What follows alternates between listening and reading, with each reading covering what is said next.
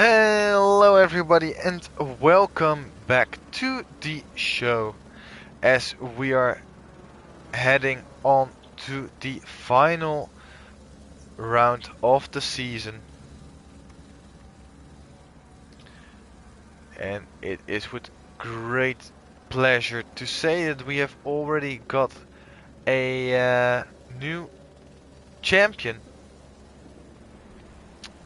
in the name of Popov, as you're seeing right now on screen. After the results were finalized, they were the champion in silver class and have thus painted their color in a nice piss gold livery scheme, which I guess works alright.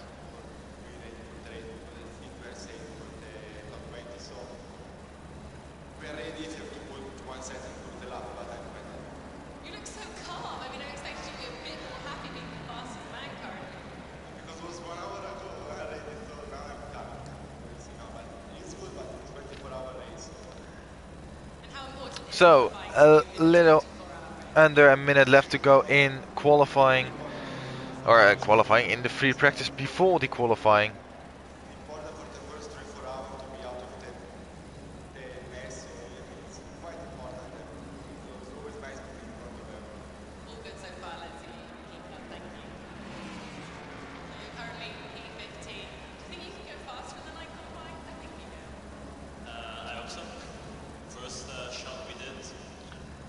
As the clock has run out,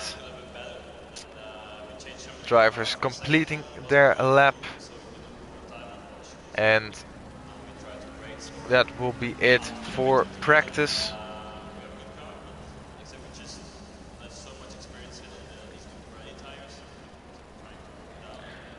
We are seeing some other faces than usual. Than we have seen all season long, including Gallo as well as Winters and Van Eyck. The last two have made a return back for this final round of the season.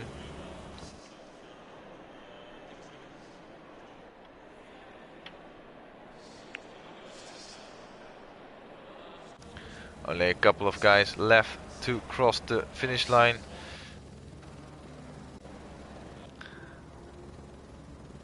One of which is Azoyan in the BMW. Although they have invalidated their lap time, I'm not sure if they will be able to finish off their lap. They will, as the car behind as Paris is still on a valid lap.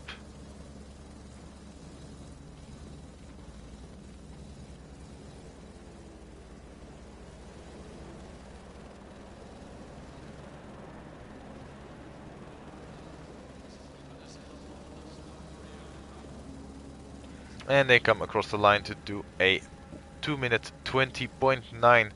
Yes, 2 minutes plus we will see here. Most likely in the realms of 2 minutes 16, maybe even a 15 if we are lucky with the qualifier.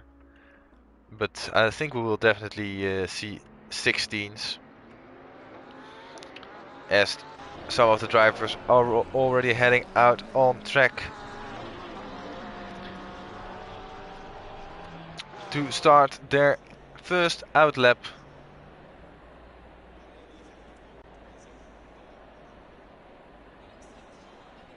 And we will be back momentarily, as we have a small technical issue which needs a reset of the server.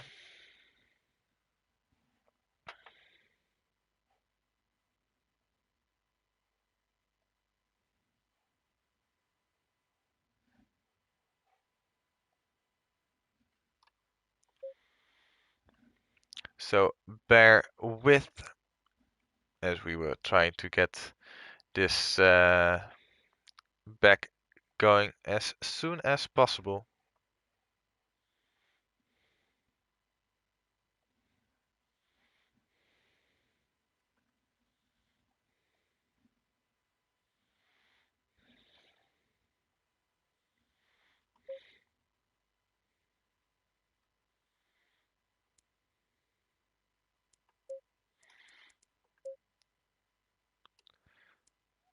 There we go.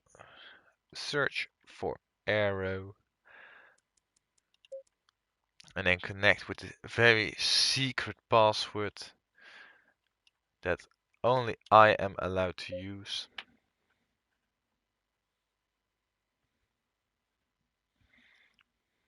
Because that gives me access to all the angles, all the camera angles that one could ask for. We do have now a little bit over 4-minute delay for the restart of qualifying. But hey, I don't think that will be much of an annoyance.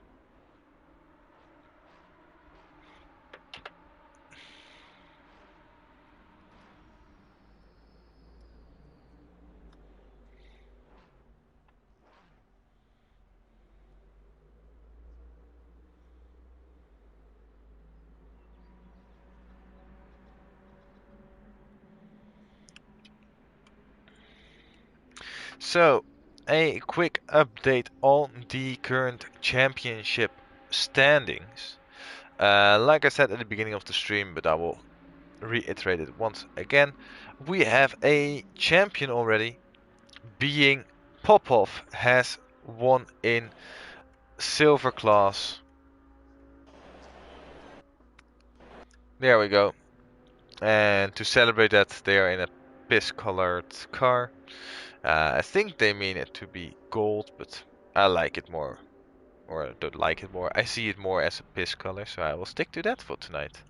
Just to rub it in as well, because that's just who I am.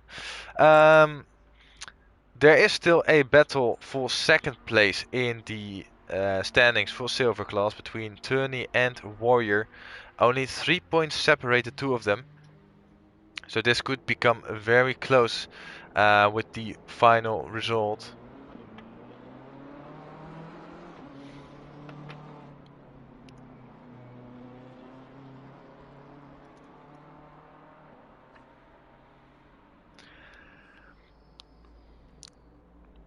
Maybe even if they have a crazy race, Dundee's might be able to snatch a podium away, but I think that's pretty unlikely, as there's a 28-point deficit between Dundee's and P3 being Warrior.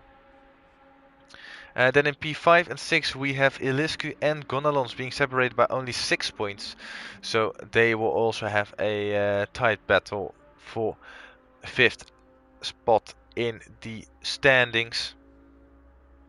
Then we head over to Gold class, where it is still Gertz who leads from Taylor and Morrow.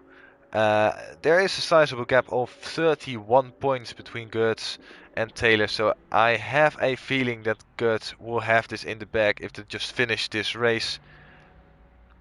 But never say never, anything can still happen. And also, between Taylor and Morrow, there's only 7 points, so for them as well, a lot still on the table. Bit further down in the standings for gold class, we have Falcinelli and Cabras being separated by only a single point, for P4 being on 167 points for Falcinelli and 166 for Cabras.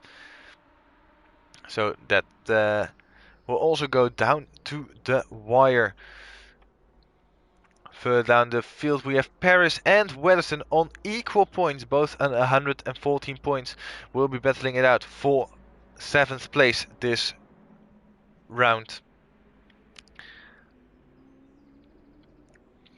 Then last but not least, let's head over to bronze class, where the fight for P1 is very much alive, with Caraballo and Fitzpatrick being with a sizable lead over O'Leary in 3rd, but only 6 points between Fitzpatrick and Caraballo in the advantage going to Caraballo, being 6 points ahead, and currently in the lead in bronze class. So everything is still on the table, everything is still to play for. Green light, give it all you can. And that's why this race will be very important. as the drivers are heading out onto the circuit to start, for this time, hopefully for real, their outlap and start off with the qualifying session. 20 minutes to decide who starts where.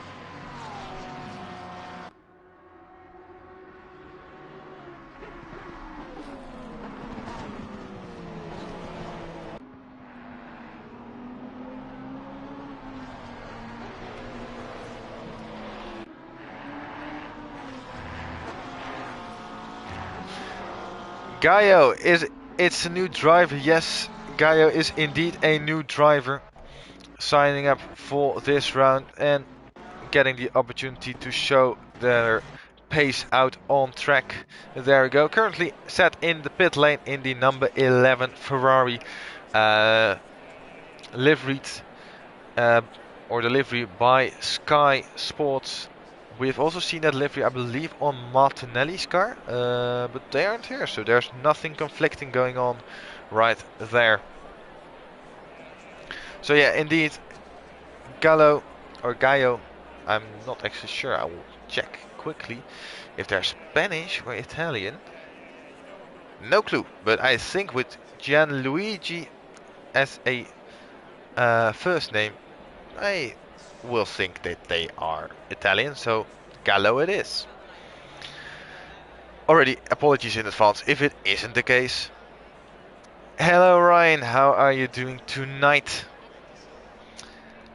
Furthermore, like you see here, we have Van Eyck also returning back to the series for this final round, being in the number 999 BMW, an odd choice of car for them. They, from personal experience, I know that they haven't really driven it that much, so it will be interesting to see what they can do in said BMW. Furthermore, we have also got Winters back in the car, driving in the number 70 Mustang. So let's get cracking with the qualifier. Couple of the cars starting their flying lap already. Paris still on their outlap. Coming up to the bus stop now.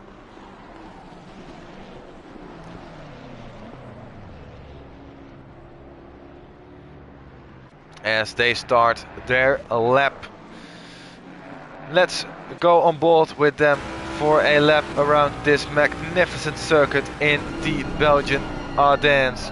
First off, we have La Source, turn number 1, very tight corner, with a run down the hill, then into probably one of the most famous corners in the whole wide world, being Eau Rouge and Radion. A left, then a nice uphill right-hander into a left-hander on top of that hill, as we now go on to the Camel Straight, 1.05 kilometers in length. This will be a prime overtaking spot into the next set of corners. Le Com chicane, also known as. Then after that we head down the hill into Brussels. A hairpin going downhill. Really want to get on the throttle as early as possible as we go through No Name, or at least I know it has No Name. Probably has a name in the meantime, but we will stick to No Name. Furthermore, down the hill we head to Pouhon, the quickest corner around the circuit. Long left-hander. I say quickest corner, it's not actually the quickest corner, but it feels very quick. Then we get into arguably one of the most favorite sections of the entire circuit. A right and then left-hander as we finish off sector number 2. And then we head on to a big flat-out section. You can keep this corner flat if you have the correct line. Then we climb through the gears, climb through the speed, all the way up to Blanchimont. As we are heading on to the final braking zone of the lap, the infamous bust chicane. Don't clobber over the curves too much, hit the apexes nicely and power it out all over the exit curb, and that is one lap of the famous circuit Spa-Francorchamps. I've had the pleasure to be at the circuit twice now, this year and last year. Last year, for the first time with the 6 hours in the World Endurance Championship, and then this year, together with my dad, we went there for the 24 hours in the GT World Championship, which was also a lovely experience. Also planning on going there again upcoming year, so will be a lot of fun.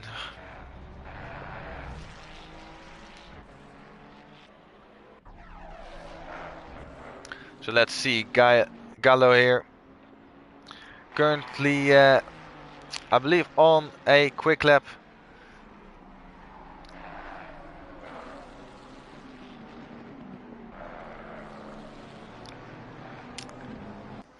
It will be interesting to see where they stack up to compared to some of the other drivers.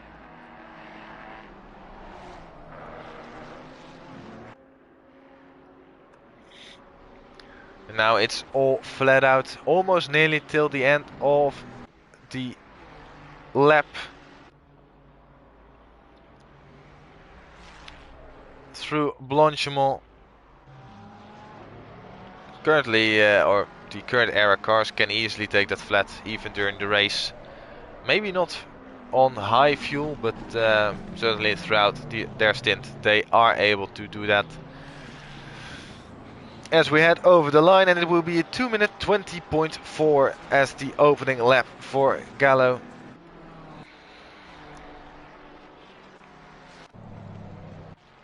Then is the another Ferrari of Dandy's coming up towards the line.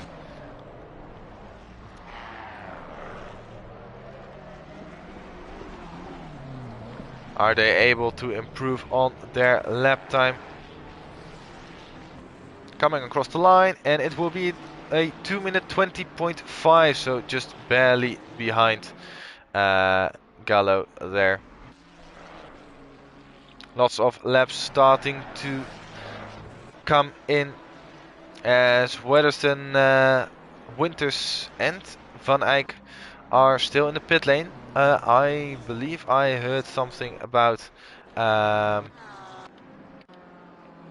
Winters and Van Eyck not partaking in qualifying, which in all honesty is fair, knowing that they are in no championship battle whatsoever.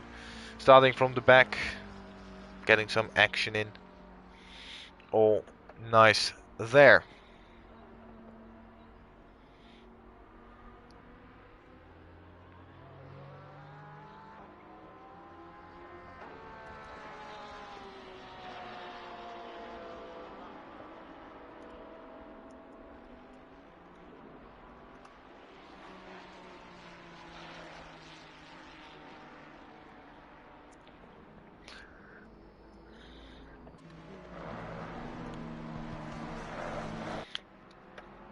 Hopefully Hochhausen is able to make a good appearance tonight, with their last couple of races not going too much in their favor. With the last 3 races they took part in, started in the top 10, finished almost all of them outside of the top 20. Last race they finished 18th, the race before P25, and in round 4 they finished P32. So let's hope for them that they can make an appearance tonight and keep it going nicely, and maybe aim for a top 10 finish. I know the Mustang is quite quick, so maybe.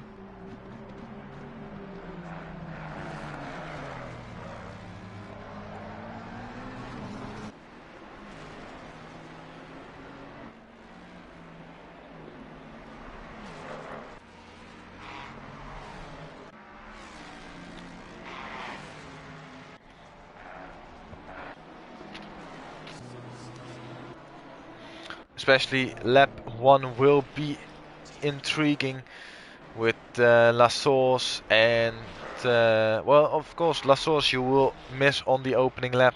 You will start going down the hill past turn 1, so even more then.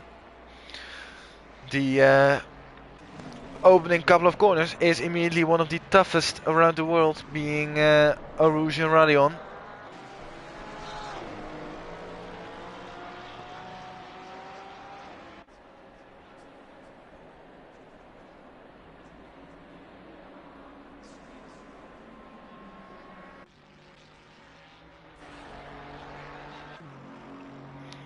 Nine minutes left to go in this qualifying session, and it is Morrow currently on pole position with a 2 minute 16.9. I think I was a little bit too optimistic going for a 2:15 that we might see, but at least the sub 2 minute 17 barrier has been broken by only one so far, being Morrow. Then it is Gertz. Morrow actually even improving on that last lap.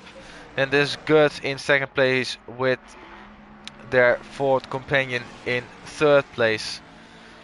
Then there's a big gap to the next car, being Weatherston in the BMW, with Paris in another fourth in P5. Then there's Cabras, BX Royal closely together for P6 and 7. Then Popov, Turney, Gonalons. Popov actually now overtaking Gonalons. No, Gonalons just getting past Turney. Hochhausen has also gotten past Götz. It's all too much to really keep track of during the qualifying session. There are quite some big gaps between everyone on the field. Valcinelli 5 seconds off the pace. I think that was a really slow lap for them. I am sure that they can improve on that. Same for Eliescu. Just 100th behind Azoyan. O'Leary yet to set a lap time, and Scanlon as well, currently on a lap by the looks of it. And then Winters and Van Eyck staying in the pit lane.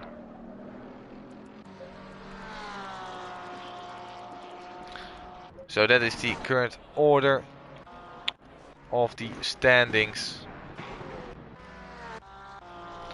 There we have Scanlon in what I must say, a beautiful Porsche. Porsches are always really beautiful, but this livery does look very nice. Where are they gonna put their car? It is going to be a 2 minute 18.0, putting them at P8 currently. A very nice lap puts them into the top 10. No issue as Warrior peels it off the circuit and returns to the pit lane. Hochhausen now nearly half a second up as they head into the final sector of the racetrack. Ooh, and nearly over track limits there at the exit of Stavelo. Still a very good green delta through Blanchimont, keeping it pinned. Then on the brakes for the final time for the bus stop, getting a little bit of time back, getting actually a lot of time through the chicane. Is that 8 tenths improvement, 7.5 tenths, still very nice, and that is P1 provisionally with a 2 minute 16.3. Maybe after all we are going to see a sub 2 minute 16 with such a lap. That's entirely possible. Only just under 4 tenths improvement and you are there already.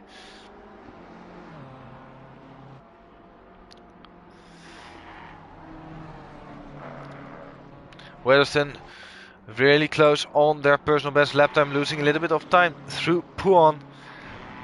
1.5 tenths down as they go through Lefagne. Gaining and 1.5 tenths back, plus a little bit more as they enter the final sector of the circuit. Marginally up.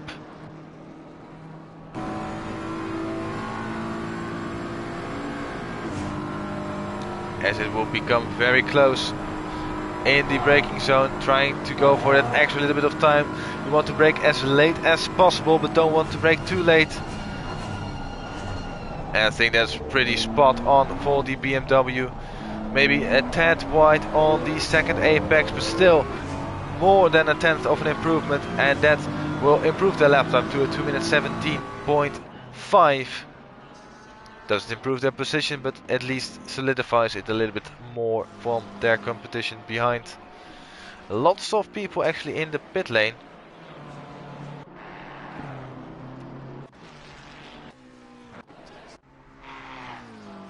Fitzpatrick already 2/10 up as they go past the first set of corners and of sector number 1. 2.5 tenths up as they hit the brakes for Lecom. Going aggressively over the curbs to try and gain as much time as possible. Don't go too wide there, as that will cost you the lap at Malmedy. Through Brussels they go. Still 3/10 up on their time. Ooh, and that was nearly too wide once more. But still valid lap time. They keep on pushing 3/10 up through Pouan. Losing a little bit of time there in the entry. Nothing to be worried about. Still very much in the green.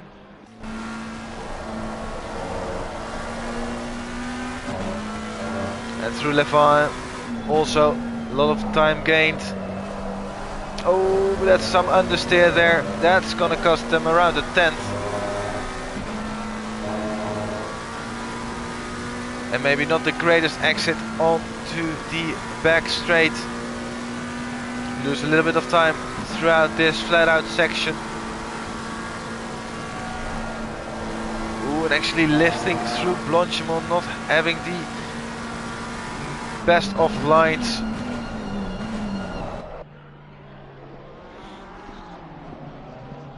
But rounding out the lap nicely with nearly 6 tenths improvement will get them up to P14 from P17 with a 2 minute 19.1. Morrow has found the lap time to get themselves up into P3, or actually I must say they haven't improved anymore since we last saw them out on circuit. They were in P1 but are now almost 6 tenths away from P1.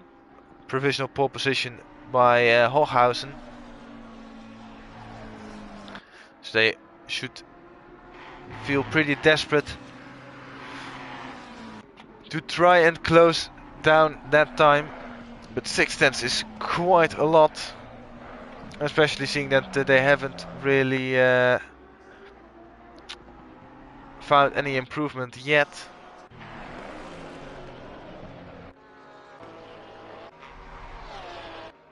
Less than a minute remains on the qualifying clock.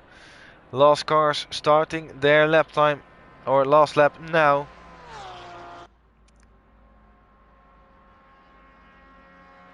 Including Warrior, who's on their final run. P16 at the moment.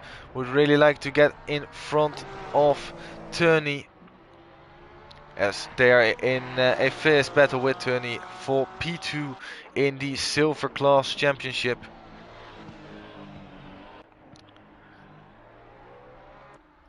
Currently Turney is just ahead of them in P12. It's a 9/10 deficit between the two of them, so this lap needs to be a good one, but they are already 2/10 down. Gain a lot through Pouan actually, but then losing it again on the exit as the timer has ran out. Once you cross the finish line, it is the end of the qualifying session for you. First one to cross the line is BX Royal.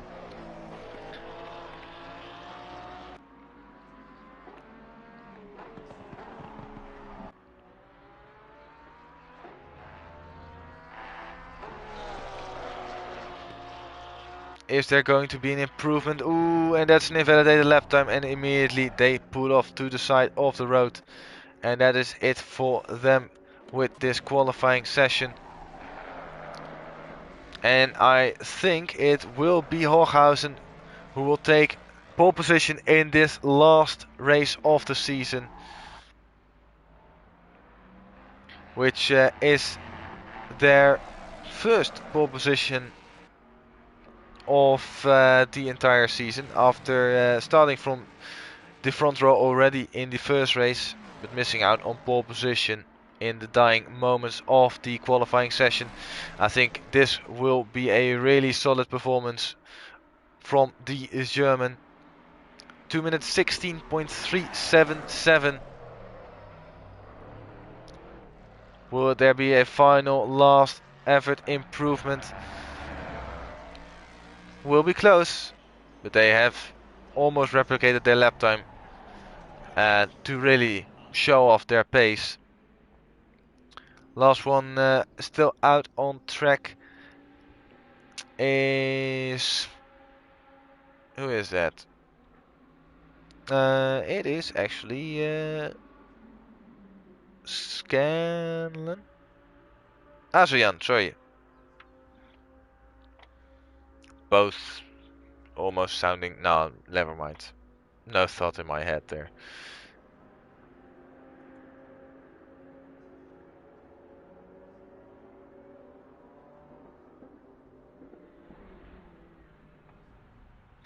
As the qualifying result is in, with Hochhausen claiming P1 and starting alongside with their German counterpart of Goetz. Then there's Morrow Paris being nearly half a second further down the field. Then Wedderson, Falcinelli, Scanlon, BX Royal, Gonalons and Cabros making up the top 10. Then we have Popov, Turney, Omoda, Fitzpatrick, Black Warrior, Gallo, Caraballo, Dandis and Asian making up the top 20, with O'Leary, Eliscu being the final ones to set the lap time, with Winters and Van Eyck not partaking in the qualifying session by their own reasons, and thus starting from the rear of the field.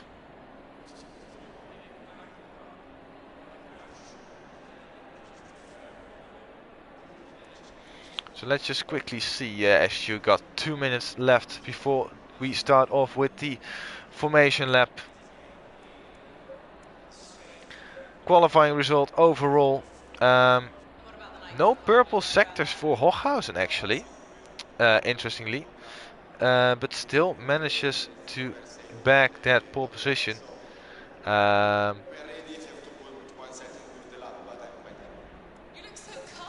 believe actually, that's the stupid thing where these sectors are only their best sectors and don't represent the lap time.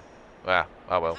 BX Royal actually with the fastest middle sector, the only one to go sub 1 minute in that second sector.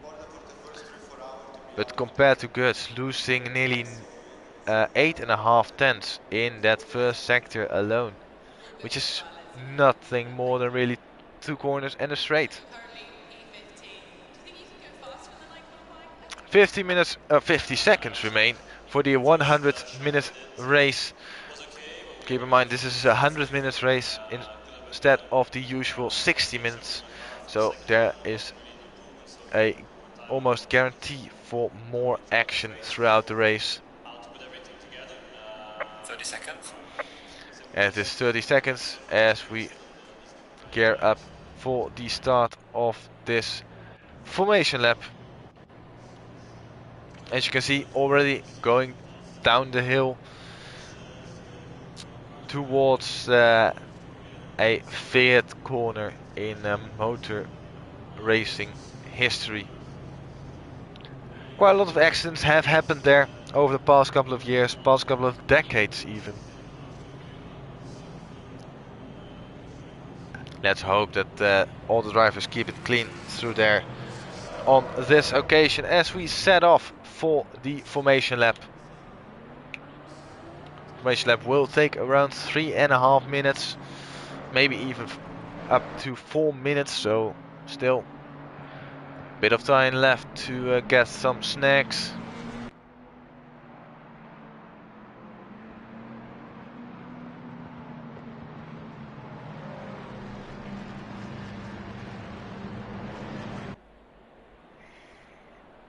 This is the prime time for the drivers to get their car ready, check the systems, get the tires up to temperature.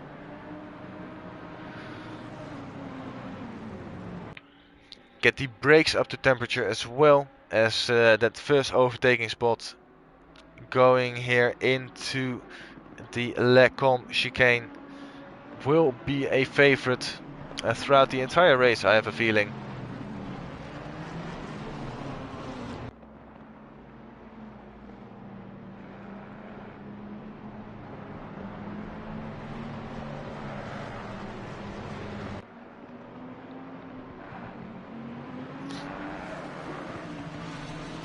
And the whole grid snakes around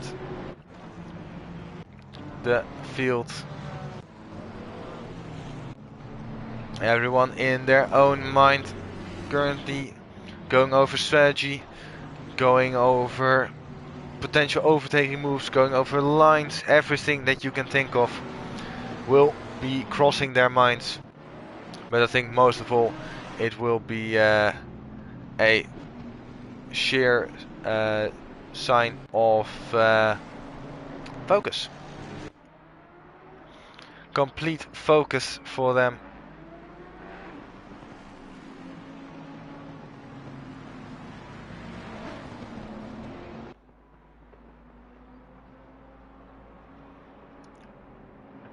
As we are only halfway around the lap, that shows you how long it is taking to get around the lap when it is the formation lap with a reduced pace. Even safety car speed wouldn't be as slow as this.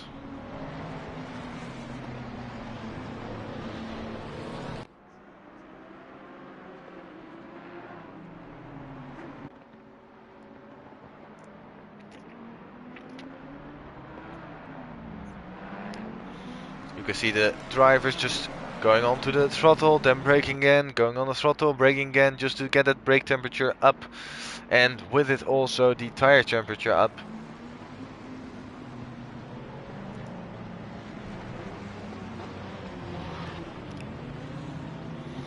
Final straight before the start of the race. Final big straight, I should say, as they will come across start finish.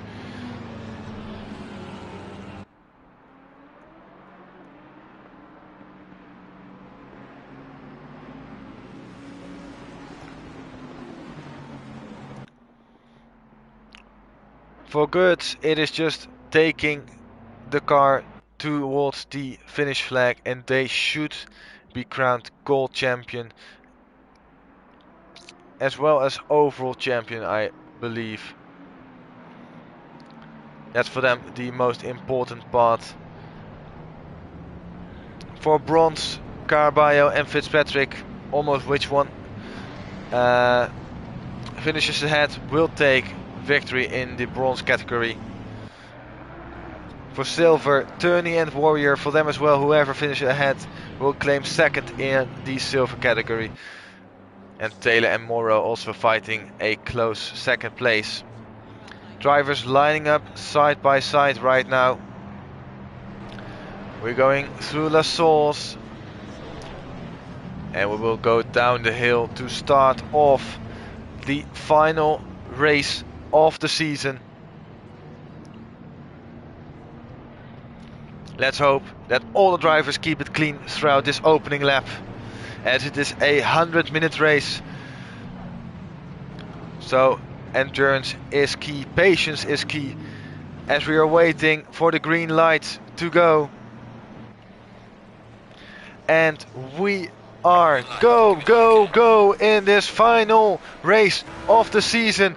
It seems to be a good getaway from Hochhausen already chopping off Gr3 as they head through Eau Rouge and Radion for the first time. By the looks of it, no yellow flags to be seen as everyone makes it down the Camel Straight for the first time of many in this race, and by the looks of it, everybody is still going very nice indeed. Through Lacombe for the first time, also a major choke point for some drivers, as we see Azoyan having a look up the inside of Winters. Winters actually making a very impressive start, already up to P19. And now having the likes of Iliske ahead of them, as there is now a yellow flag. Oh, that is very close between who is that? Oh, and there's more chaos. There is more chaos, and that is Turney being stuck at No Name Corner, getting going again and rejoining back onto the circuit.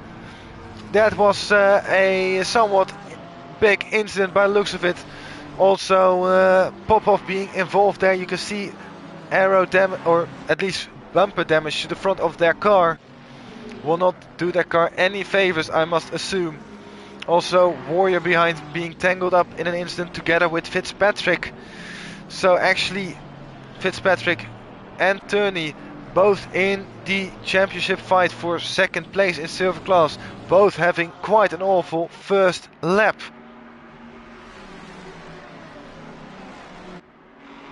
Up ahead, the two Mustangs very close to one another. Is there already going to be a send from Gr3? Gr3 looks up the inside into the bus stop chicane, but does he go in too deep? Not too deep.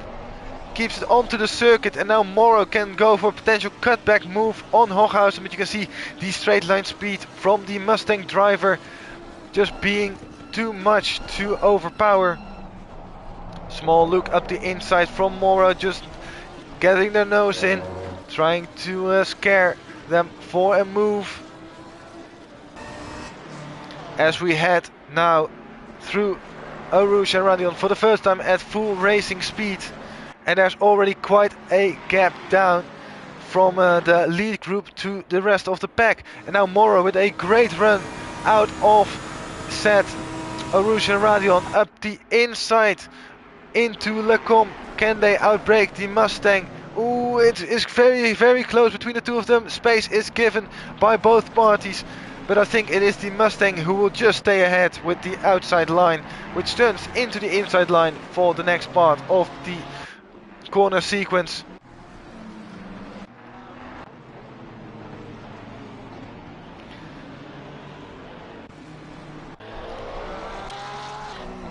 As up ahead, Falcinelli battling it out with PX Royal and Scanlon behind. These three are very close together. They were trading positions over the course of the last lap. I really need to get my water bottle, my throat is already getting quite sore. As Van Eyck now losing out a position. O'Leary has dropped down to last place, seemingly having a incident on their own, as Winters has shot all the way up to P13 after starting from the back row of the grid. An amazing opening 2 tours of the Spa-Francorchamps circuit for them, as they are already looking for a move on Molda and Popov ahead. Of course, Popov with some damage. I'm not sure if Molda has some damage, but a Mustang being really quick in a straight line and nearly going into the back of that Lamborghini, misjudging the braking distance between the two cars, and doing very well at avoiding an incident and running into the back of that pink Lamborghini. As O'Leary had another small incident at Blanchimont by the looks of it, bringing out the yellow flag momentarily. And now back on the Camel Straight we go, and once more it is very close for the Lamborghini. Lamborghini again moving to the inside line. And this time making the move stick, although did they at least very close with the inside line for the Lamborghini.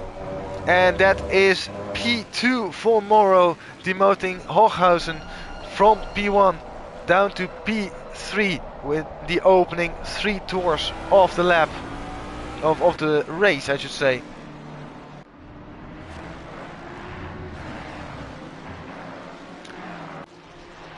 One thing the drivers also need to keep in check is the track limits, as track limits can be easily gained, for instance through Eau Rouge, but also at the exit of No Name.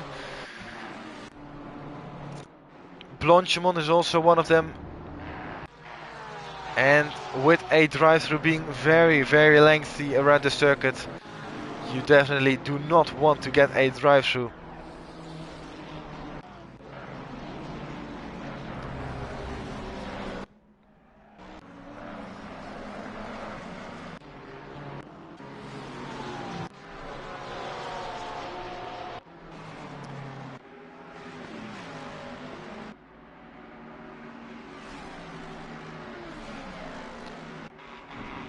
Good, slowly but surely driving away.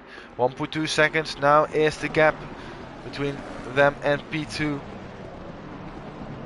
But can Morrow eke in on that gap? The Mustangs are quick in the straight line, but not as quick through the corners, especially with their tire wear being a lot harsher than that from the Lamborghini. Will also become a very strategic race because it's more with fuel now than anything else. Is that going to be a move from Winters? Not quite thought about it, didn't go for it fully. And Omoda still keeps that 12th position. Flashing now from Winters behind. Don't think they are all too pleased with the pink Lamborghini up in front of them. That seems to be a good run for the Mustang. Will there be a stand into the chicane Lacombe complex? Not quite.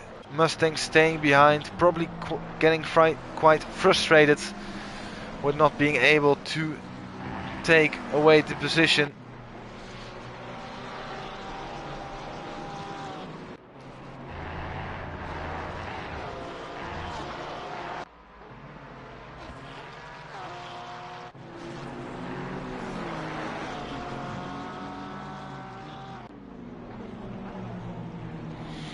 Very close battle between Caraballo, Turney and Warrior.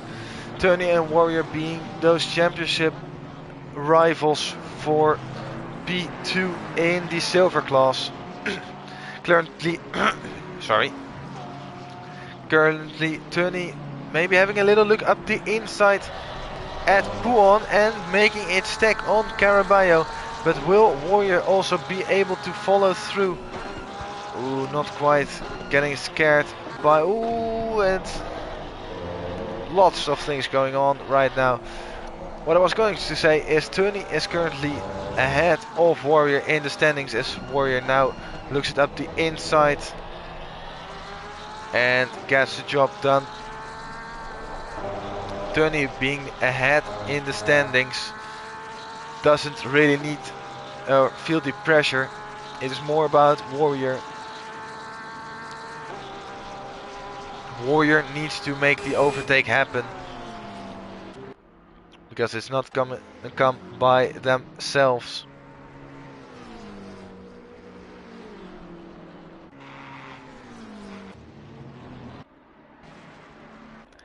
Good. What happened tomorrow?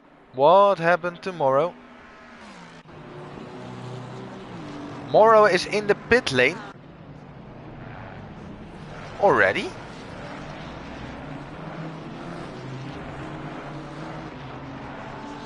What has happened there? What, is that a scheduled pit stop? I am very much confused. I was just looking back at the lead and suddenly Gertz had pulled up a 2-second gap to Hochhausen all of a sudden. Are we going to see a move from Azuyan here on fellow BMW driver Black, as they do have the slight edge into Lecom, and that's moved on for them.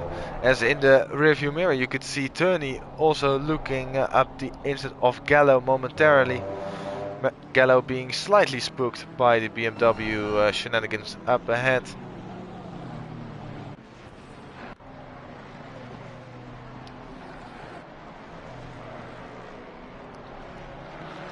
But I would really like to see what happened tomorrow. But first off, we're going back to the opening lap of the race to see what happened between, I believe it was Warrior Fitzpatrick, it was for sure, who had an incident at Brussels. Going down the hill, is there going to be a move? Yes, there is. Oh, and the slightest of touches. Warrior also with nowhere to go, being pinned there as they continue on their way. And then further up ahead it was Turney, who is this way. There we go. Turney, what has happened to Turney there? That was with Gonalons. Oh, and for them as well, a slight tap, which sent them into a spin. And worse for them, it actually turned off the car. That's why they were slow to get going again.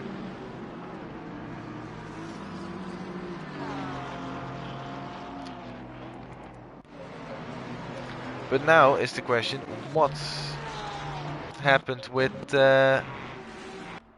Morrow?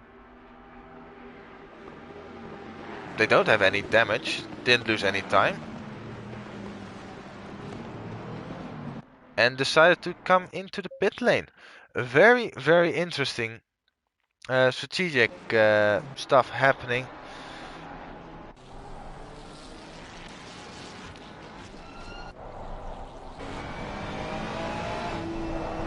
As now we can see Turney there, having overtaken Gallo now, and now staring at the back of Black. Meanwhile, ASEAN has managed to go forward. Ooh, that is very wide from Black, and that's going to open the door for the Aston Martin as they sneak through. Oh, that was a little bit wide. That could have given them a warning. As Gallo is now going to make it 2 for Black to get past in a matter of the same amount of corners. And Warrior is also going to get through, so not a great first part of the lap for Black, losing out on 3 positions. But Morrow now all the way at the back of the field, having served a mandatory pit stop. But no way they can make it on fuel for the remainder. Maybe with some crazy fuel saving. But why would you do that? I mean, you do have open air now. No one ahead of you, no one to bother you. The closest car is actually good, being over half a minute away behind. I'm very intrigued by this strategy decision from Morrow.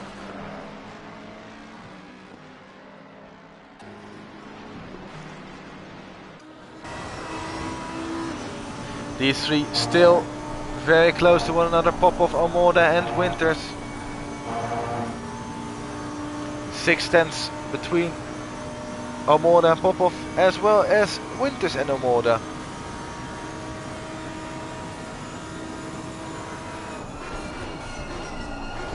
You can see how much Winters is closing in on the brakes. But then Omoda has got the advantage through the corners, as it was a little bit wide from them. Going through Malmeny.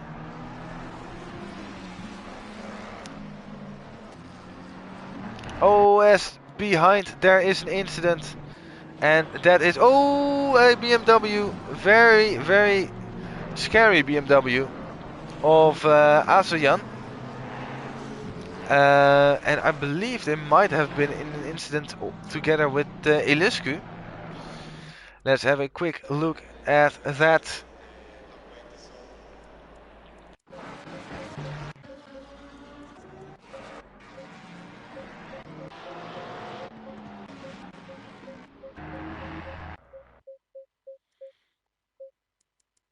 There we go.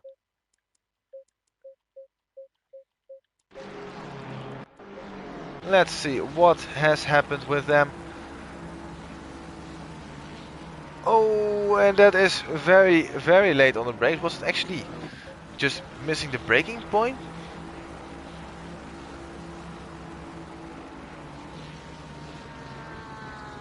Ooh, that's an interesting one.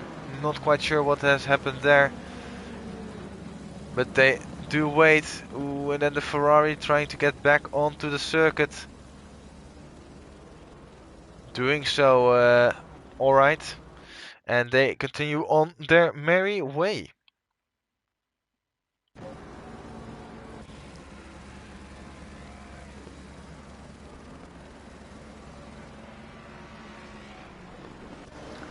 Good, currently with the fastest lap already down to a 2 minutes 16.687. Nearly at the lap time they set in qualifying, I believe. If I have a quick look back to see what their qualifying result was precisely. They did a 2 minutes 16.482, so 2/10 away from their qualifying lap. On what must be a higher fuel load as well.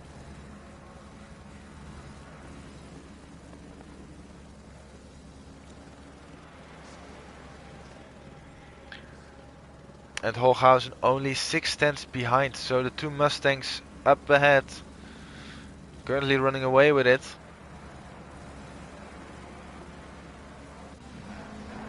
As behind the other Mustang of Winters, having moved up all the way to P11 after displacing Morda. And now having their sights set on Popov. Popov, of course, not racing for anything really. Already got the championship in silver class in the bag. But of course, wanting to go on further, trying to extend that lead. To just make a statement. But for how much longer can they keep the Mustang behind them?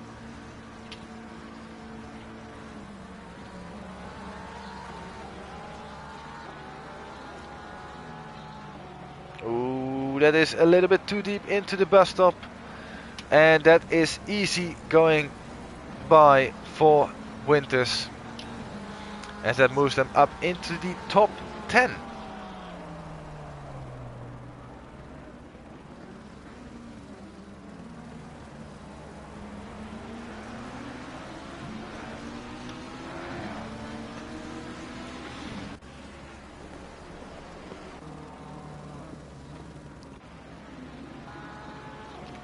As that is really close in the bus stop between Van Eyck and Caraballo.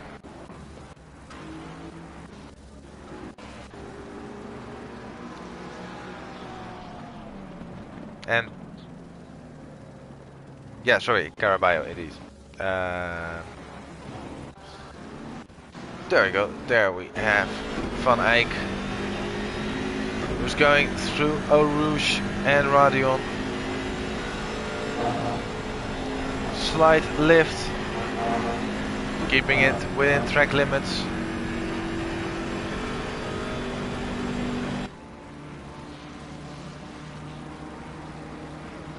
But very quick in a straight line that BMW is.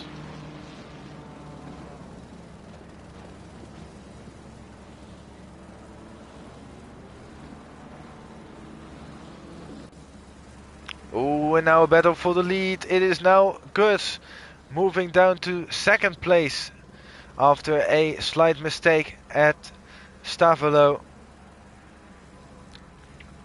Moving Hochhausen up to P1.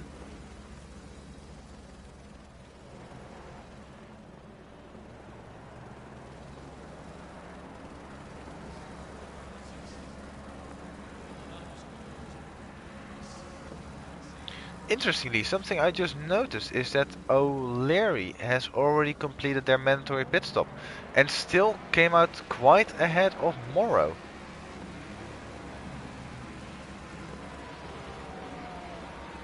What was it that Morrow had to do which cost them so much time?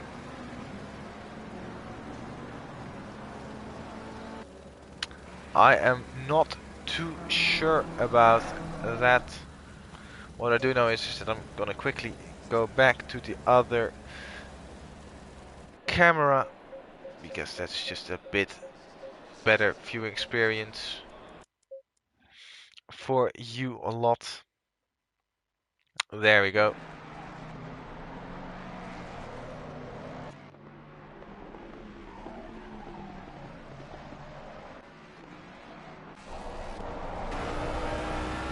Again, Hochhausen now showed their pace with clear air in front of them.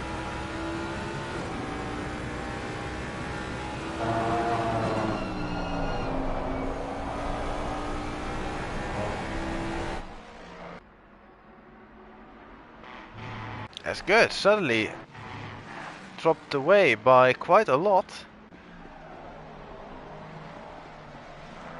Are they having some troubles there? That could spice things up, especially for the championship. Yeah, because they are now losing tenths to Hochhausen. Maybe there's also Hochhausen space. Still, Paris might be going at this and being like, maybe a P2 is on the table. As Black has caused a brief yellow flag. Ooh, and that's together with, I believe, Azerjan in Lecom. Have gotten going again.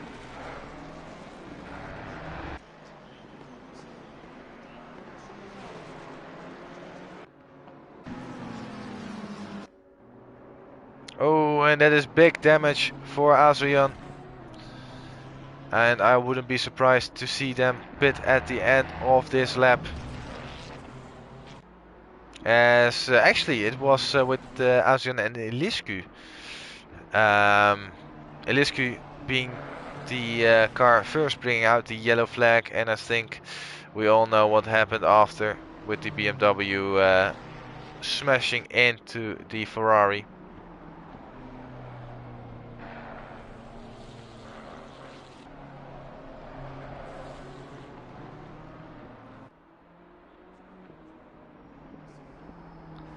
I'm still quite amazed about Morrow. What was going on with them? Oh, never mind. O'Leary is not ahead of Morrow. They are a lap down on Morrow, but seemingly ahead at the time that I was looking. That's also a bit of confusion now being cleared up. But still, crazy decision by Morrow to go in so early. That's a bit wide, Azerjan, but they have lost quite a lot of front downforce. I think they are able to make it till the end of the race. Slowly into the pit lane. Making sure not to speed, as Eliscu is also going to follow them in.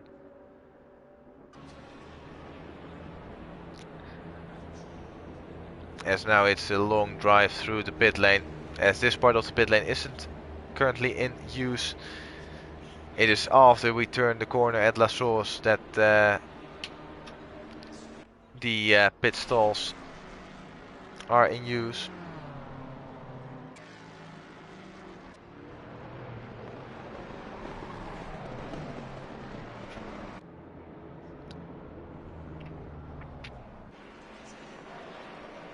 Oh, As Iliscu actually hitting the wall there on the outside, turning in the pit lane. I think they have also got some big damage, as you can see to the left hand side of their car, all filled with dents and scrapes.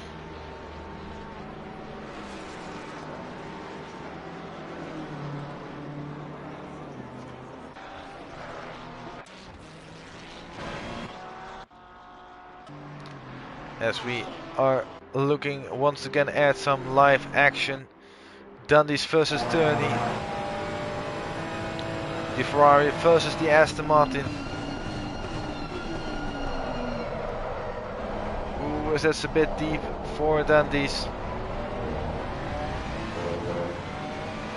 That's actually behind Gallo, missed the final chicane. And had to subsequently cut it.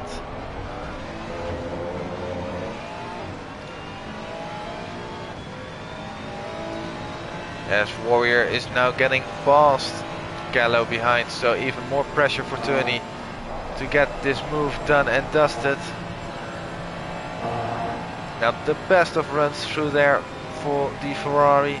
And now the Aston Martin is sizing up a move. What is it going to be? It's going to be the inside line. It is going to be the inside line.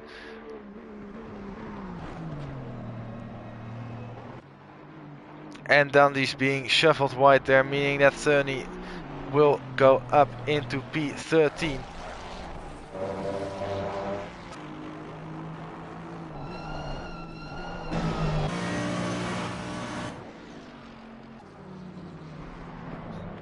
Azian still in the pit lane. Iliscu meanwhile out of the pit lane. Azian now also finally coming out of the pit lane as they resume racing, but quite far down the field for all of them.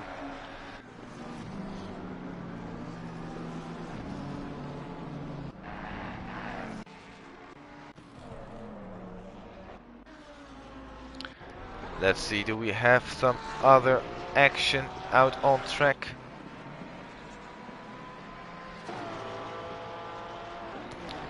Currently the top 5 is pretty split up. Quite some gaps between the cars, but anything can change in a matter of seconds. One time losing it through a rouge. One time missing your braking point at the bus stop. One time too much curb at the Pouillon.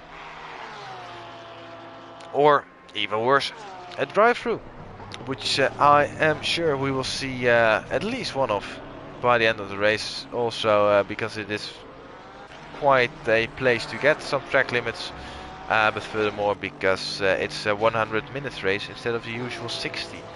That's nearly double the length with the same amount of strikes.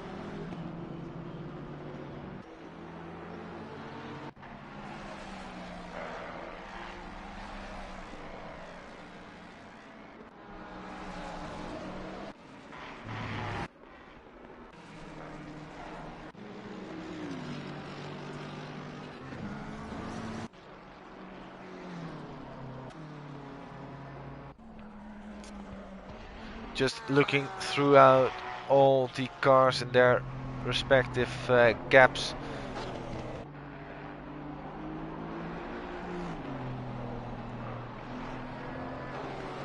I think we will have a battle on our hands in a short time between Warrior and Dundees. Ferrari versus Porsche.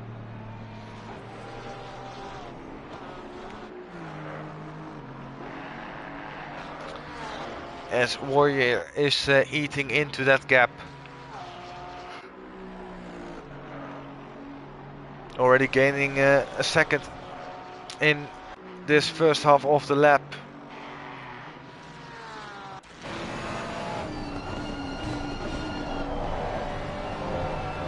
Now we are seeing from the rear view of the Ferrari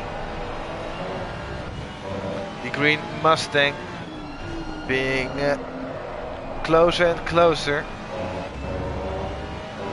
As I think we might see a nice scent in the bus stop, or it might even be before that, as a very wide run out of Stavelo means that Dundee's has to give up the position. Ooh, as that was really wide by a Warrior, bouncing over the apex curb of Blanchimont.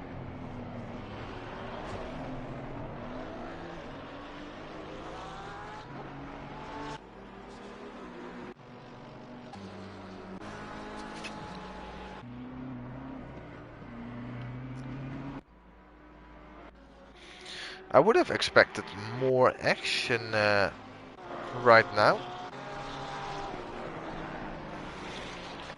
Not many cars actually between or within a second of each other. Of course, now Warrior and Dundee's are within a second of one another, but don't think that will last too long.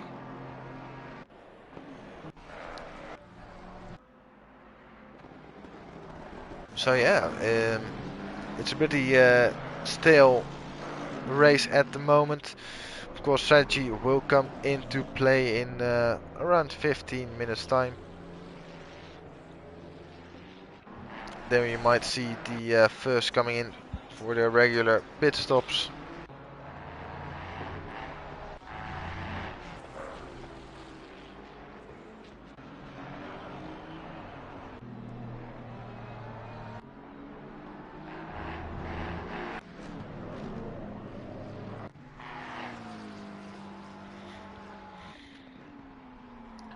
I do like the piss color of the car from Popov. It has something, you know. It's like someone had a Wii all over it. And it's stained overnight. Sorry, now it's getting really gross. I'm sorry.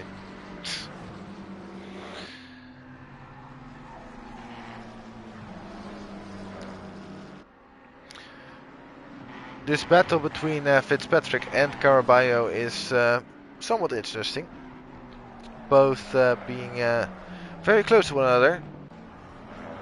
But most importantly is that Fitzpatrick is ahead of Caraballo. So right now, let me see. It would be a tie for first place in the bronze category, and would be tied on first places. So then we look at second places, which is also tied, and then it would be Fitzpatrick who wins it out with 2 fourth places. Yeah. Actually, no. It would be Caraballo, because they would have 2 second places then. So for Fitzpatrick to win, Caraballo needs to be P3 or lower.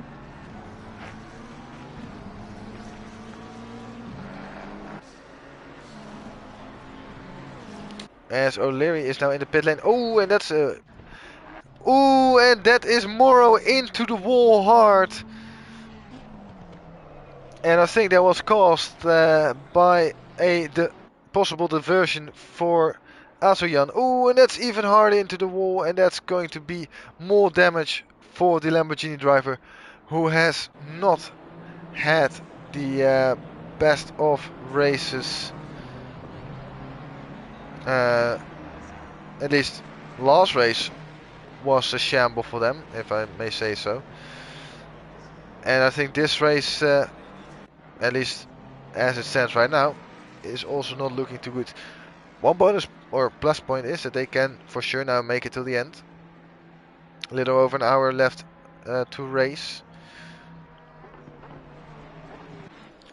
But let's see what happened there between the Lamborghini and the BMW.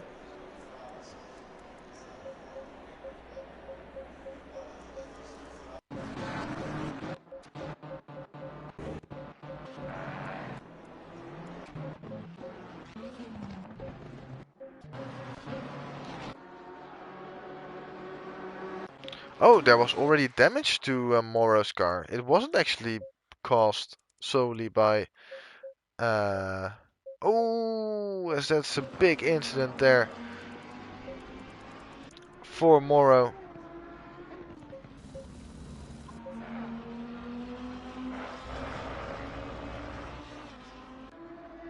Oh, just losing the rear of the car through Stavelo.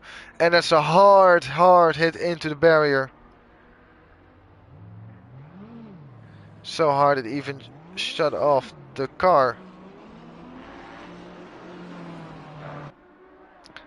And I have a feeling that there will be a collision between Moro and that would be Adrian.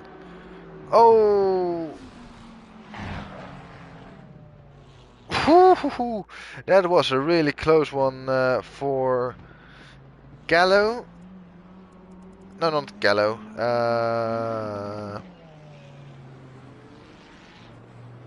I have no clue who that was. Let's see. Iliscu. There we go.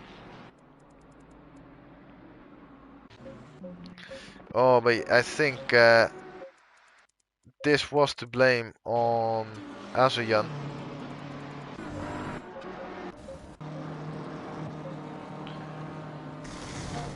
Being too much caught out by the slower moving Lamborghini. And doing very well actually of managing to keep it out of the barrier and subsequently move out of the way of any oncoming cars. Yeah, that's Moro in the pit lane for a length of time.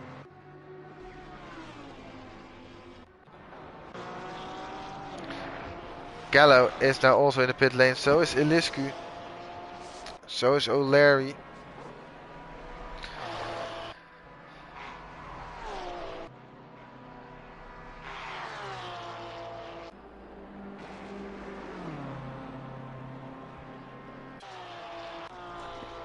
So that throws away any strategy that Moro had with their early pit stop. Van Eyck has now also climbed their way up to P16. Being nearly 8 seconds away from Dundee's in P15. They've got quite a long way left to go to make up that deficit. But also still a long way to go in the race overall, so there you go. Anything can still happen. More now already out of the pit, and that's a quicker stop than I expected it to be.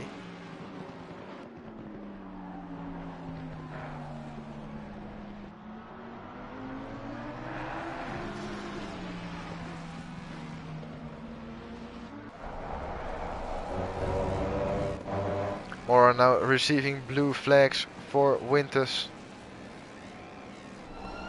as they are now within a second of the leading car. Now outside of 1 second, so no longer blue flags. Let's see if Moro can run away from Winters, as Gonalons is only 1.6 seconds away from Winters and only a handful of tenths away from Moro. Moro might be able to do Winters a favor and maybe slow Gonalons down to be able to get an overtake in. Although that was not a great exit out of Stavelo for Moro.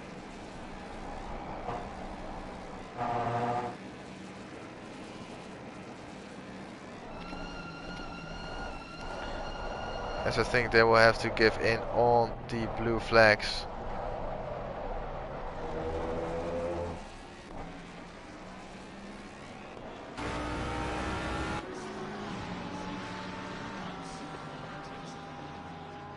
Maybe up into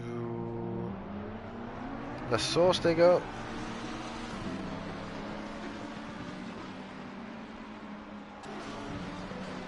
Actually not losing that much time.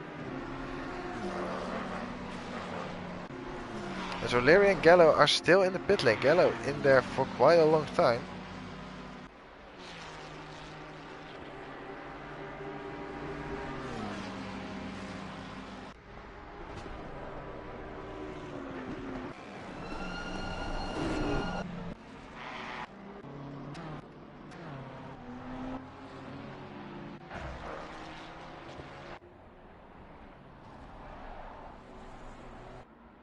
And there we see Gallo exiting the pit lane.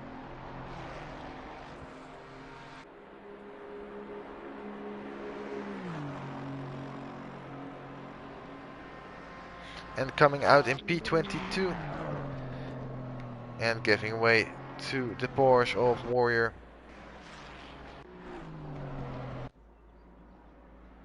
Popov now also in the pit lane.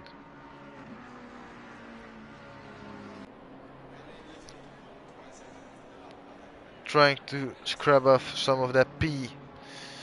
Get a new set of tires underneath the car. Fuel her up. And away you go. Will take around 30 seconds.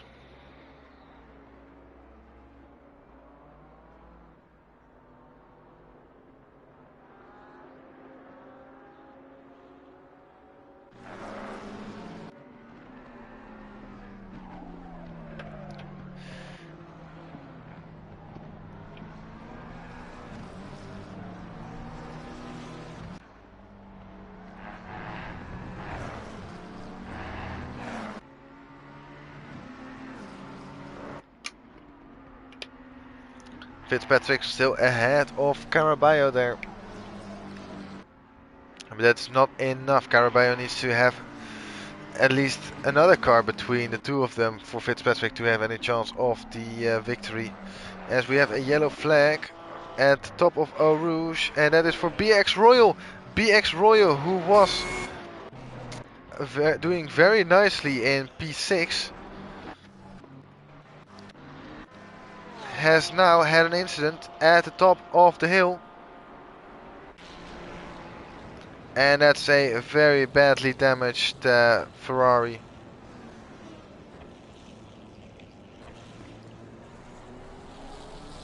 Let's quickly check the replay to see what happened there. I was just thinking about it. They are just in a bit of a world of their own.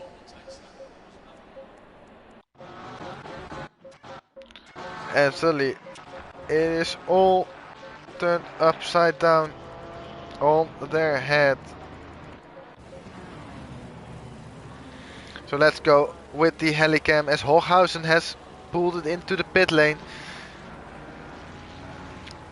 to serve their first stop. First and probably only stop. As we now look at BX Royal, what's going to happen? Ooh, too much curb, and ooh, that is an astonishingly hard hit into the barrier. Momentarily even blocking the pit lane. Oh, and then ooh, that could have been much more worse. But yeah, getting too much curb on the inside. And now having to tremble back to the pit lane, that car not doing so good.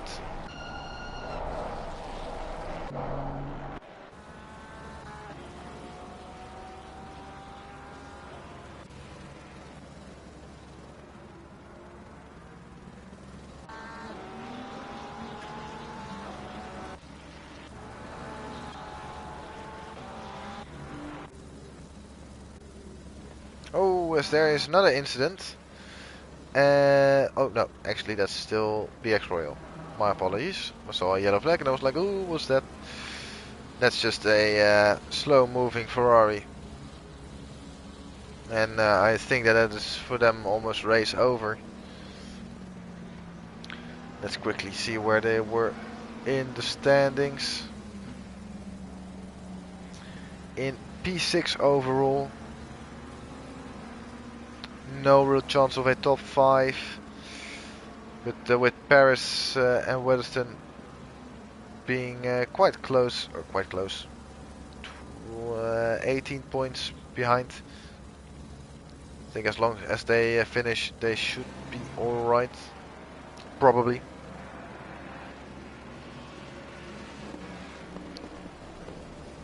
So indeed, between Paris and Weatherston, P7 and 8 in the standings, tied on points.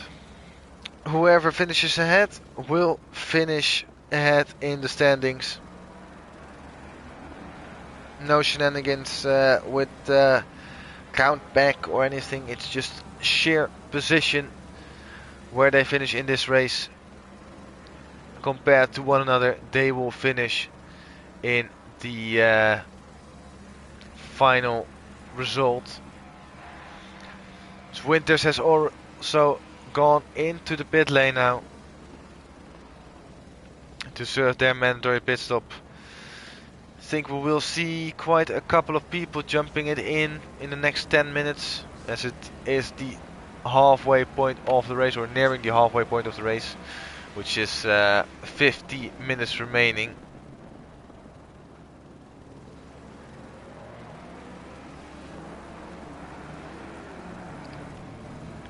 And a drive-through penalty for Moro for track limits to turn a day into an even worse one.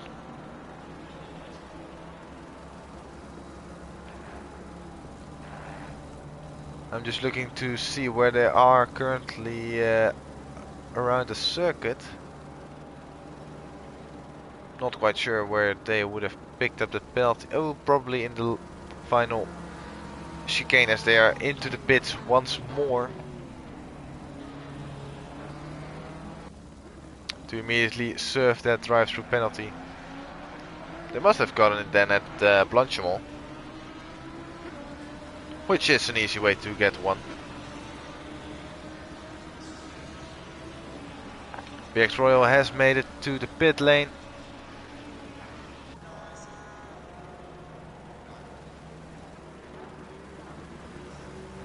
And car 92, belonging to Omoda, has been given a drive-through penalty for track limits. And that was at the Eau Rouge section, where they got their final ding from the stewards. And they were like, enough is enough. You have to come in to serve your penalty.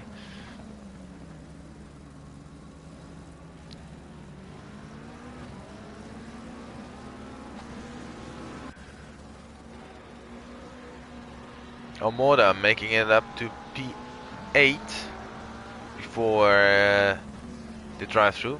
Impressive from their side. Doing nicely, being actually the best placed Lamborghini of the two currently out on the circuit.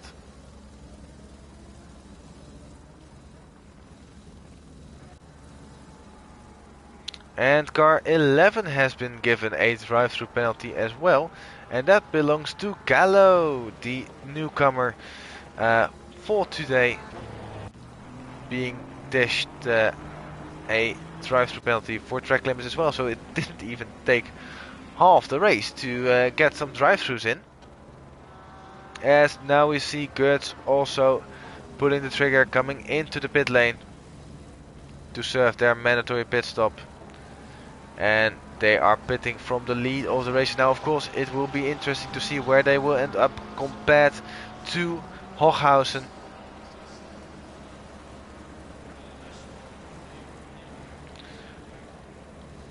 Hochhausen now beginning sector 3, being right behind Van Eyck.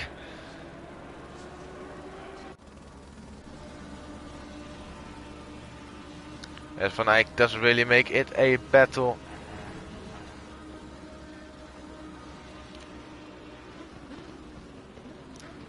So now Hochhausen was ahead when they went into the pit lane. I say that. Gertz was ahead. Gertz was ahead when they went into the pit lane. So did the undercut work out for Hochhausen?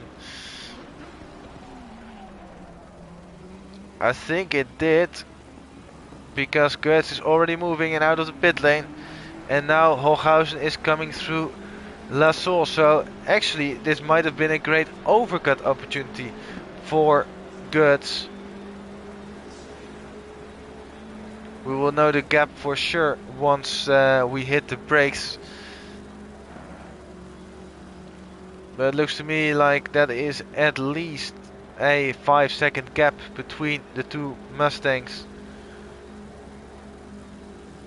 Even a 6.5 second gap. That shows you the current running order for the top two. Currently placed P9 and P10, but of course everyone ahead of them still needs to pit. As a stop and go penalty for Fitzpatrick. Did I say that correctly? No, Gonalons actually. Sorry, my bad. For Gonalons and for Gallo. What did I say, Fitzpatrick? Of course, that's 199, not 198. You see? Close enough. But Gonalons and Gallo both receiving a stop and go 30 seconds for speeding in the pit lane. As Weatherston in car number 1 is position number 1 as of now, leading the race with a clear margin of 25 seconds to the next best placed car being Cabras.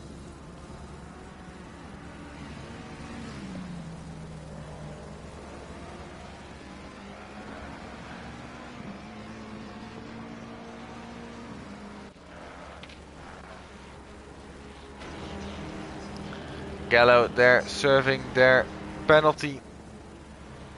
Omoda serving the drive-through penalty.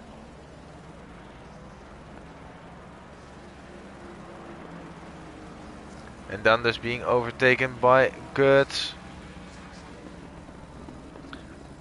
Yeah, when the car ahead of you is so many seconds quicker over a lap, there's no real point in fighting.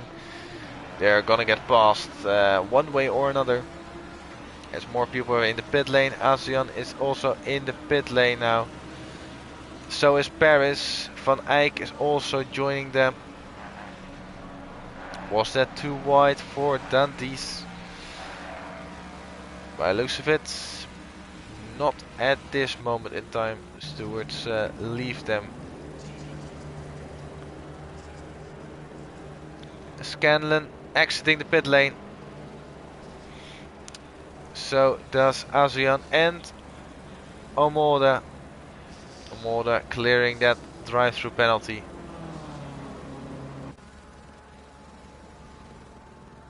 Gonalons now also in the pit lane together with Caraballo. So pit lane is now starting to get busy. There we see Caraballo. And now it is a strategic fight between Caraballo and Fitzpatrick.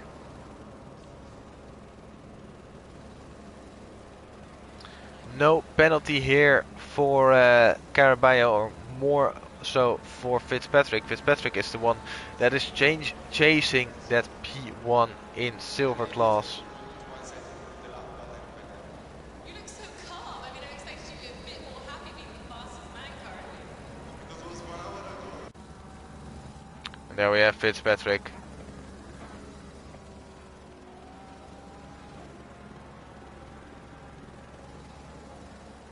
Of course, still needing to make that pit stop.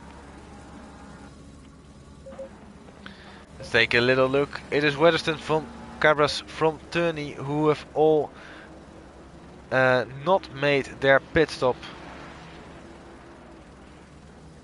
As is Gertz who leads it out on circuit with the pit stops. Then is Hochhausen and Paris.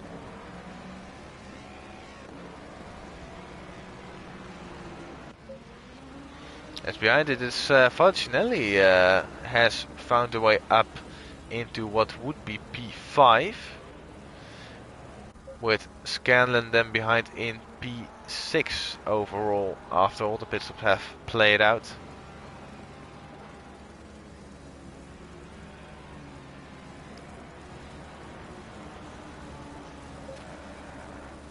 Fitzpatrick now peeling into the pit lane as Gonalons is just exiting.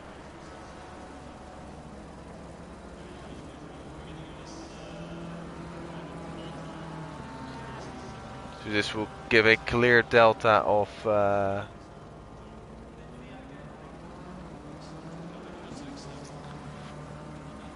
where everyone will be at the end of the pit stop cycle.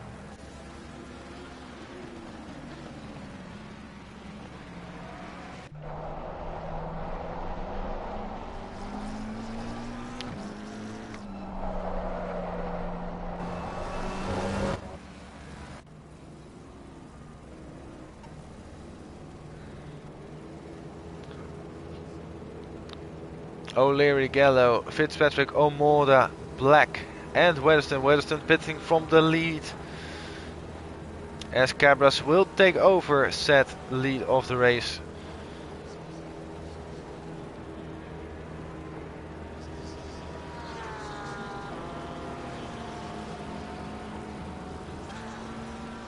So there we have Cabras in the lead of this race. After being on a quite uprise in performance over the last couple of races.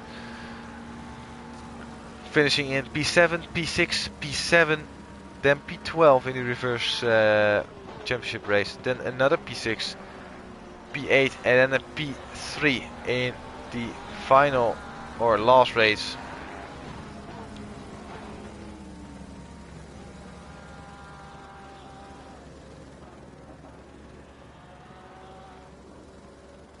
Do I have that noted down correctly? Suddenly I'm starting to doubt myself, because I believe, if I'm not mistaken, yeah, they also finished P2 actually at round 6. So I have that wrong in my sheet. Why do I have that wrong in my sheet?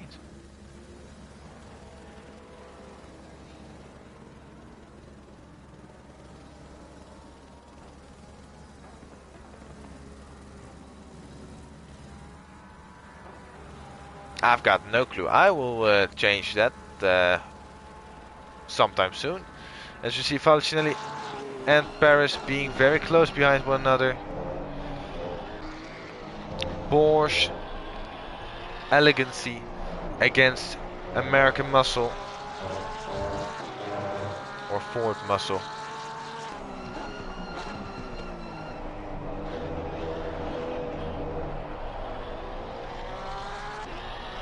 As Black with a stop and go 30. We'll need to serve that soon enough. And also be sure to not get in the way of these fighting. Oh, as what I said has happened. And Falcinelli sneaks through and moves himself up into P5 overall. Maybe even P4. It would be P4 because Dundee, Sterney and Cabros still need to pit, so that would be P4 overall.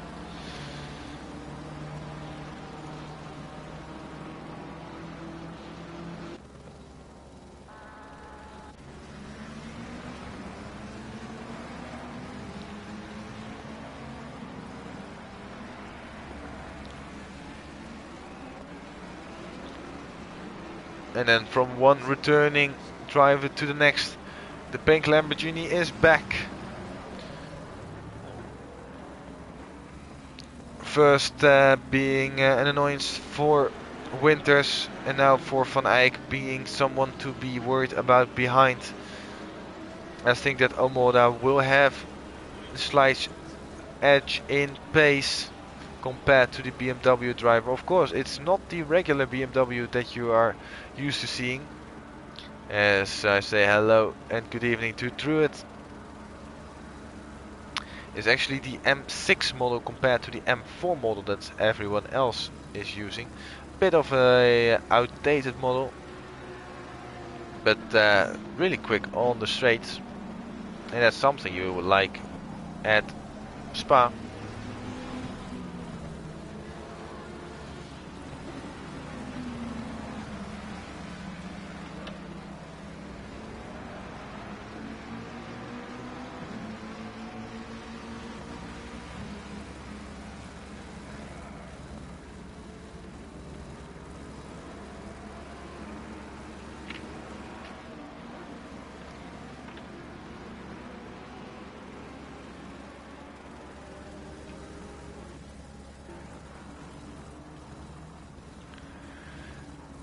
Gertz in the lead of the race, but not quite.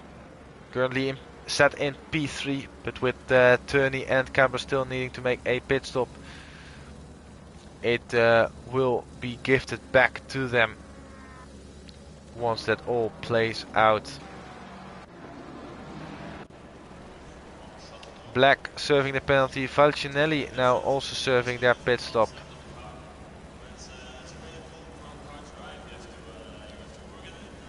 And Black gets back underway. And they have cleared their penalty.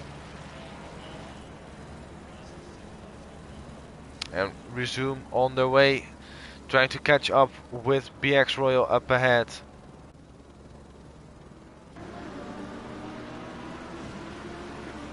Turning in the pit lane.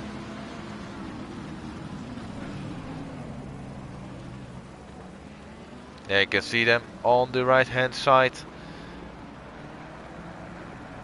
Going at a steady 50 kilometers an hour. Down the hill.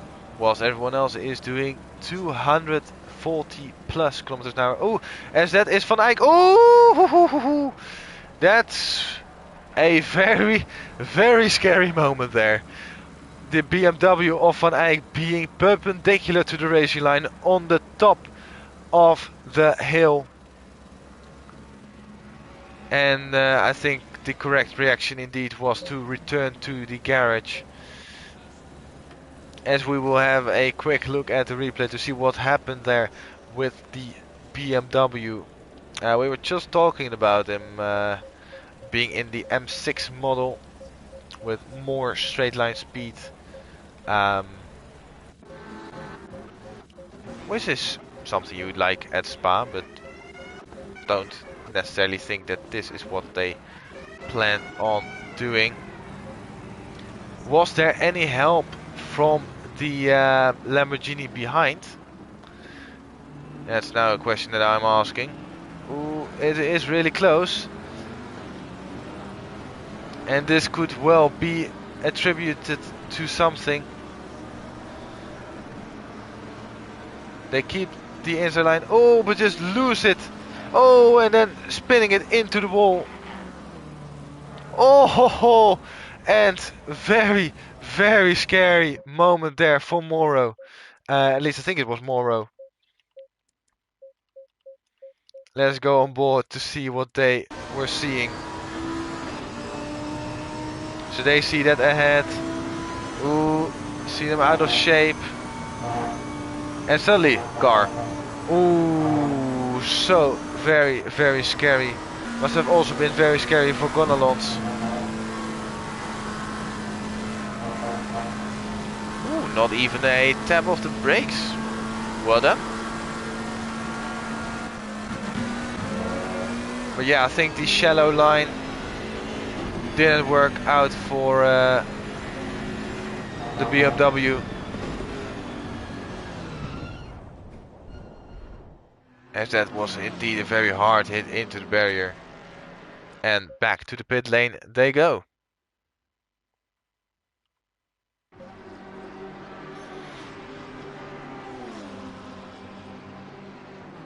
That means now that Weston is up into P3 after everyone has pitted now.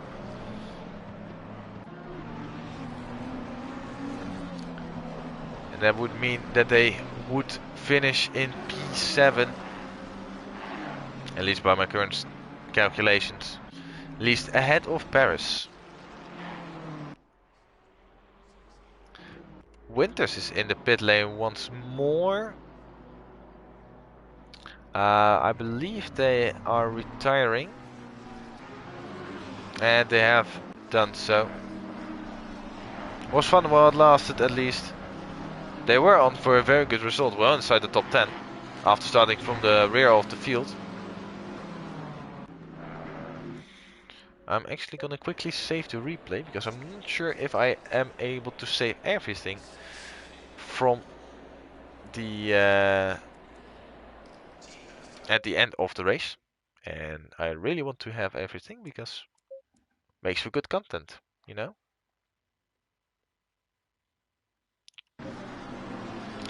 Yeah, a big scare for Moro there. Doing very well at avoiding that.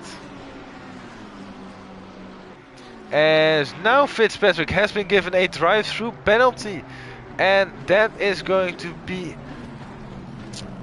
angels singing for Caraballo, because that means that Caraballo will most likely take the oh, that's not the correct line.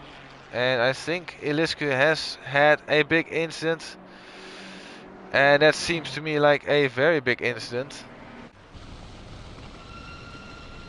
as they're trying to get it stopped on the Camel Straight, and have subsequently returned to the pit lane as well. Let's take a quick look to see what happened with them, as we have to scroll back all the way throughout this entire replay. Let's see, we are looking at something. That's not what I wanted to see, but hey, sure, go ahead.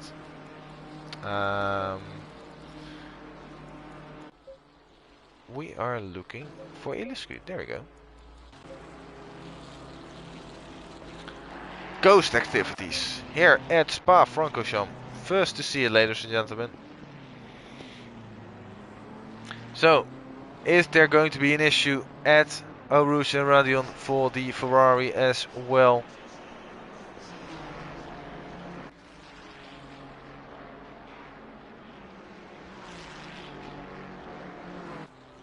Oh, Lucid is very late actually. It seemed alright, we just got the back end of it. Very strange. Probably too much steering lock, or the rears just slipped out. Very interesting incident. I am not quite sure what caused that. Oh, as Turney now also being stopped on the side of the road. And I believe that's them also done for tonight. I'm not 100% sure if that is the case.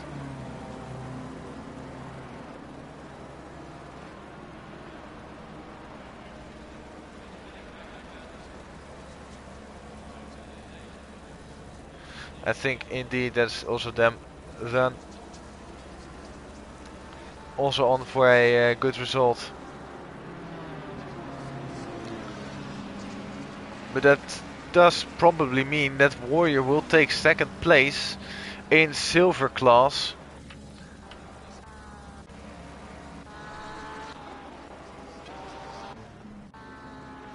There we go.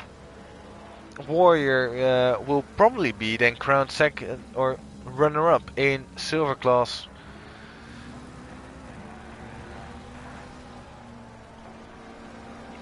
After getting one class win, but then a furthermore 2 podium positions, maybe even 3 at the end of this race. And just being slightly more consistent than Turney.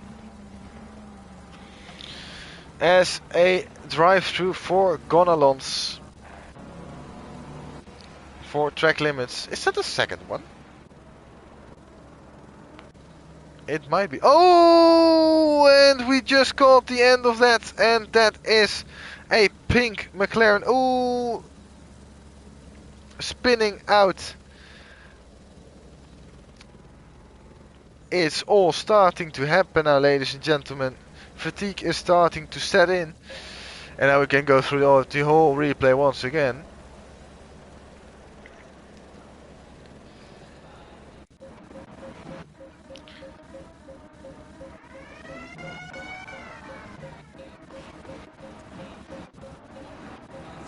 Now we search for 199. There we go. So, that's the wrong button. There we go. What happens with Fitzpatrick?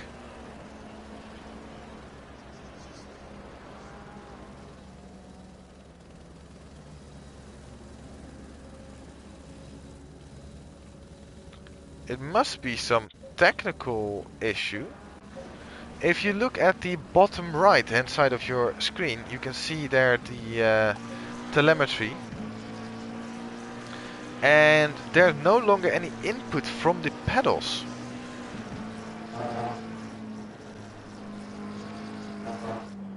Suddenly it goes blank. And also right here. And then pedals come back. That's interesting. Again, no clue what caused that. But more drama in this final race.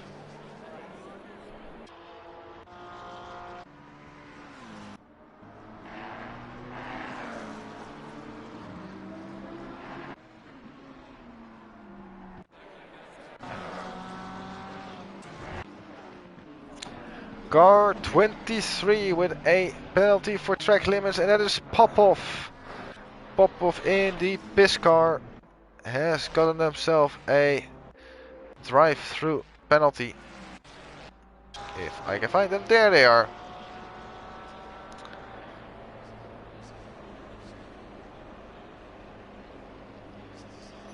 And they are immediately serving it.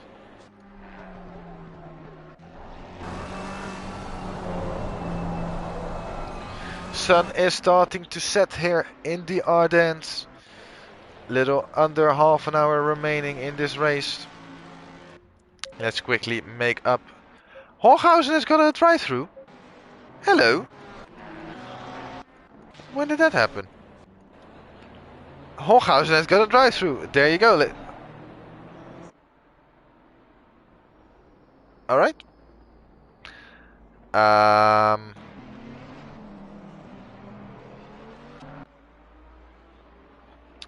Don't know what happened there.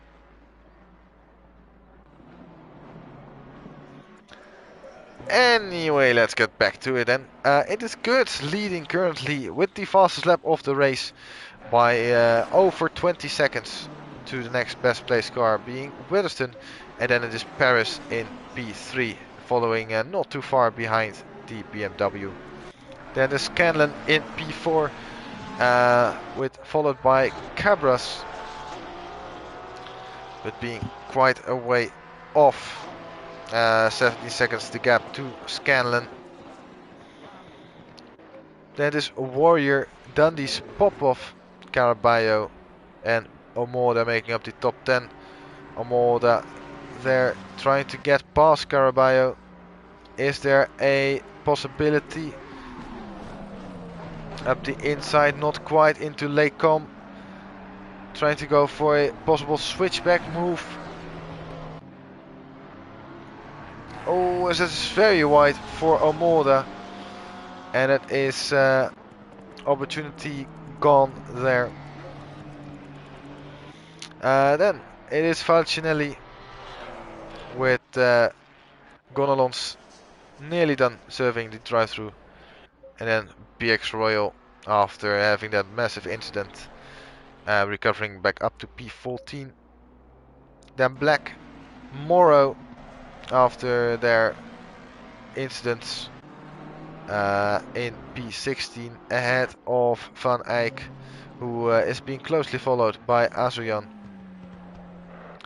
And then this Fitzpatrick. Oh, as Morrow has once again found a barrier and once again has received massive damage to the front of their car. Has there been the same issue? No, it's actually one corner before that. Instead of at Stavelo, it's gone all wrong at Campus.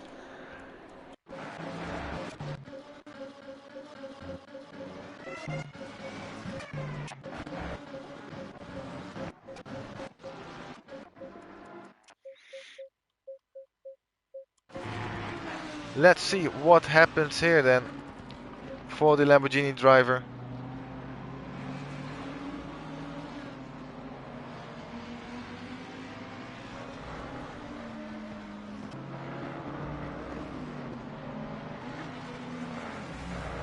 Oh, just a slight loss of rear grip and then an overcorrection.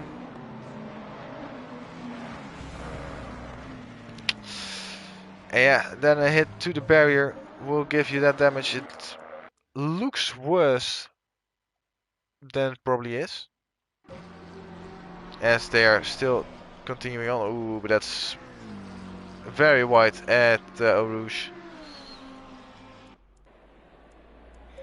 I was going through the list of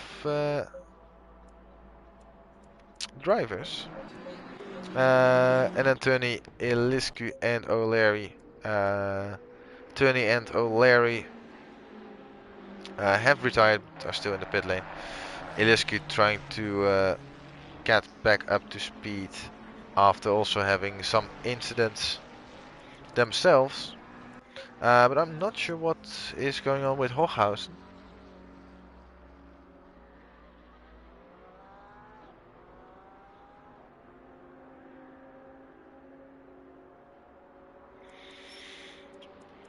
Anyway, we press on with the race.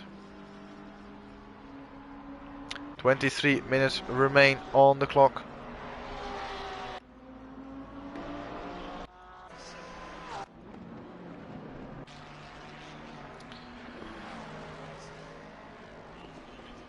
And it's still Gertz who leads by over 24 seconds compared to Weatherston.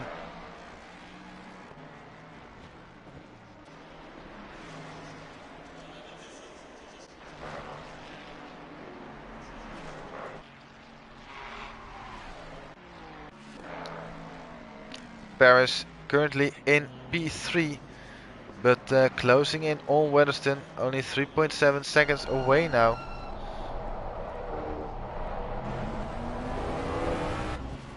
I'm not sure, but maybe has Paris changed their livery for this race? I believe they have, because now it's awfully looks, or it looks a lot like a Belgian flag. And guess what? Where we are racing? In Belgium. A special occasion, special livery. That might be the case.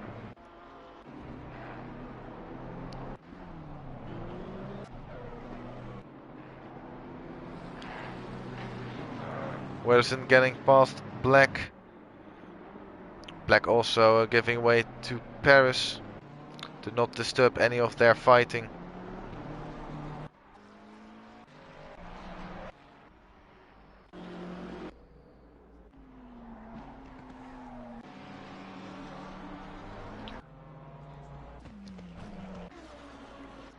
And other than those two, there's not really any crazy fight going on right now. And Faginelli has got their Porsche counterpart behind and receiving blue flags for that.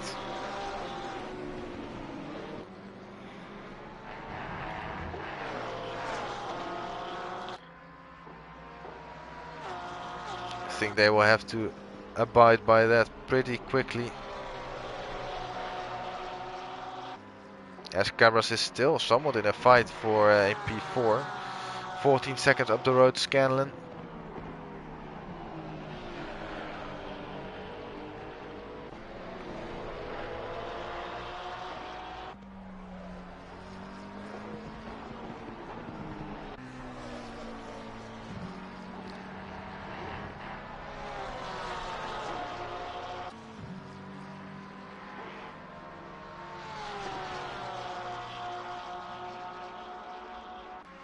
Probably into the braking zone of the bus stop.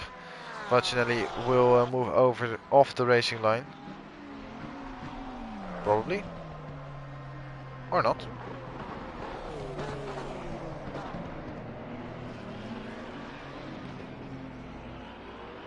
Fortunately, of course, still being in the fight with Caraballo and Omoda up ahead. So probably also doesn't want to lose that much time. Only 2.5 tenths slower on that last lap compared to Cabra, so not holding them up that much. Still 4 tenths.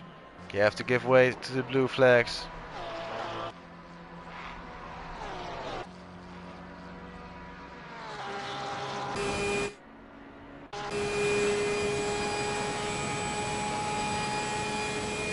310s now, they must pull over, right?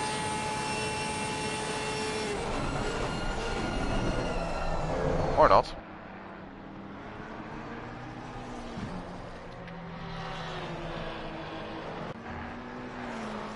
I mean, if I were to be in this position, I would let Cabras go past, because Caraballo needs to give way to them as well. Then you try to get the opportunity to sneak with the Cabras, sneak by with Cabras, because Scanlon is now getting closer and closer to, or Scanlon is getting further and further away now. Although the pace 2:19.1 was more than half a second slower on that last lap. Needs a bit more pace than that from Cabras. I keep saying Moro. As we have a slow car.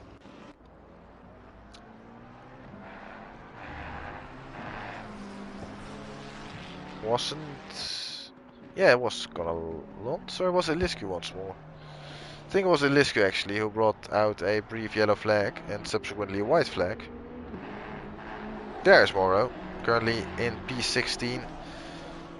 Only 2.5 seconds behind the BMW of Van Eyck. But by the looks of it, having had another instant, as Carlos is finally past Caraballo. But 10 seconds a lap slower. I'm not sure if that's... Well, last lap they were also 10 seconds slower. 11 seconds slower even. This lap, or 10 seconds, yeah. This lap as well. Maybe it is due to that damage being just so severe that they are losing 10 seconds every lap.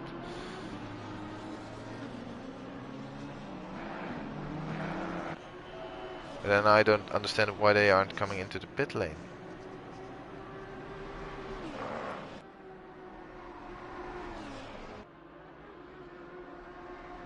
Yeah, they have a big loss of downforce on the front end of the car.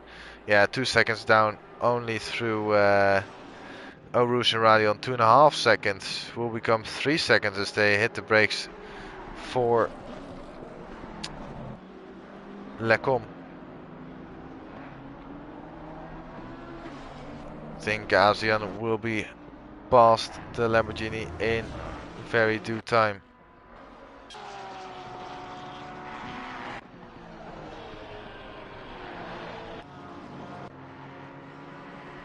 Scanlon there getting past Black. And they themselves have a 14-second gap to the podium,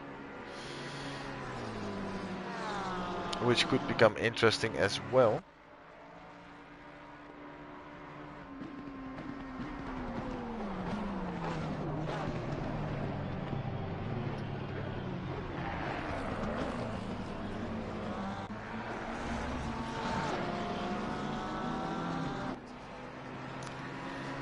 Minute 18.9 from Scanlon.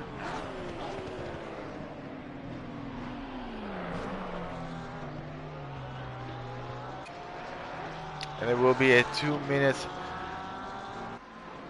19.2 actually from Cabras.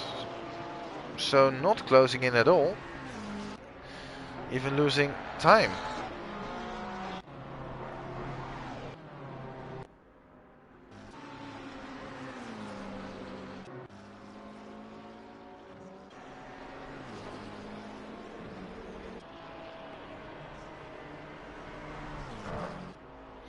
Caraballo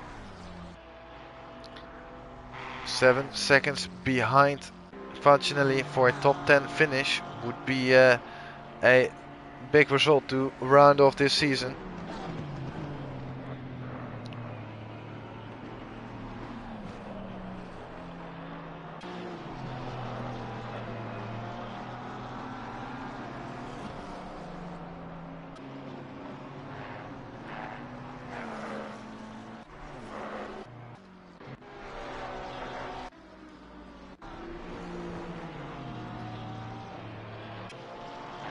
Tony is back out on circuit.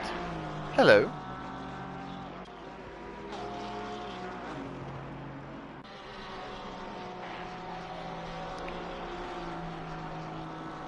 By the looks of it, they didn't retire after all. They had some other stuff they had to do and are back out on circuit. Will they catch up to P20? They will, actually, because Hochhausen is still in the pit lane and I don't believe they are coming back. Then Eliscu 2 laps, 1.5 lap, that will be too much, probably. But at least they are back, so that will be a top 20 finish.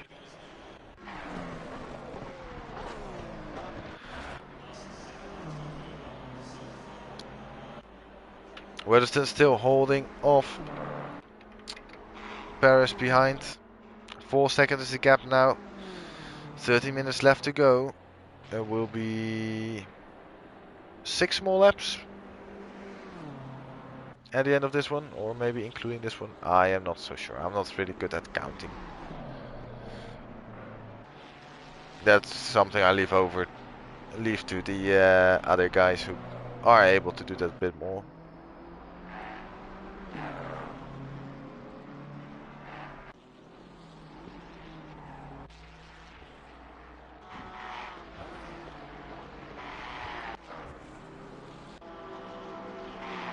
Given all the gaps that are there. Dan is actually in P7 now, doing a real good job at keeping it pointed in the right direction. Gap to the car behind is over 25 seconds. So just keep it on the circuit and a P7 will be great for them.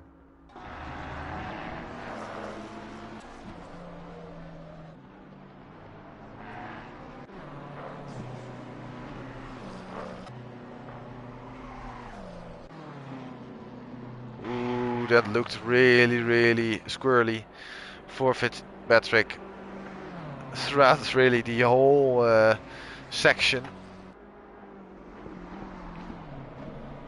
With a lot of tire squealing. A lot happening with that car around one of the scariest corners at the circuit and even more around the entire globe. Luckily for them, they keep it pointed in the right direction, unlike a previous time during this race where they did hit the barriers.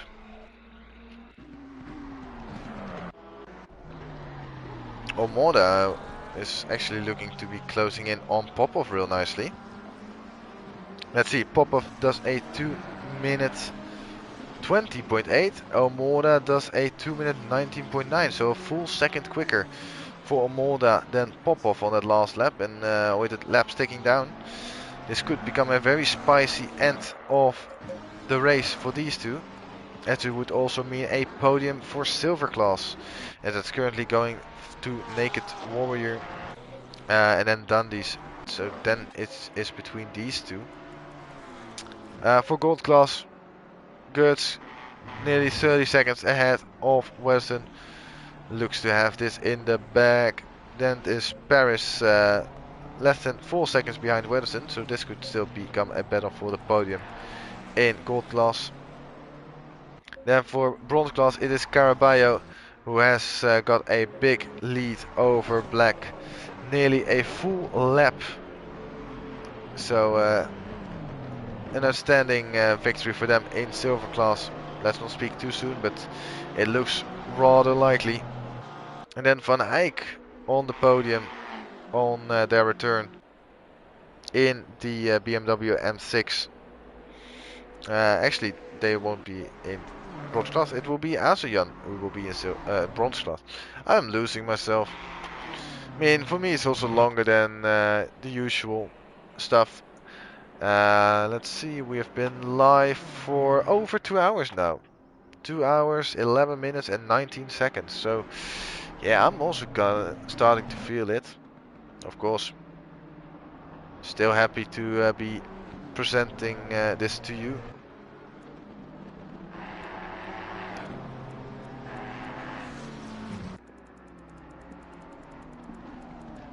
Although next season I will be driving myself, so you won't hear my voice on this channel at least. Maybe on my own personal YouTube channel I will be live streaming the races. Maybe some live commentating from inside the car. Not sure how that will work out, because when I'm concentrating on something I cannot really do another task like talking. But hey, we will see what happens. Maybe we will be able to find another commentator.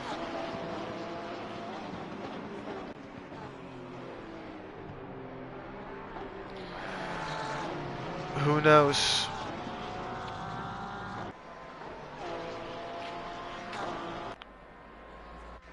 I'm not yet sure about what car I'm going to pick. It will be either the Porsche or the Lexus. I've thought about Lexus as well. Never driven the Lexus. I have driven the Porsche before.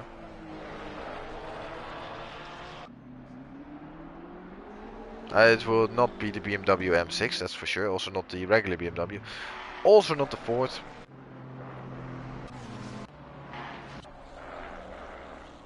Ferrari. Not really. Have driven that also before. McLaren might be a shout again.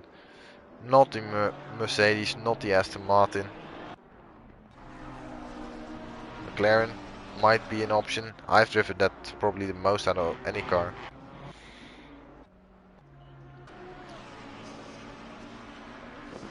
Lamborghini. So many options.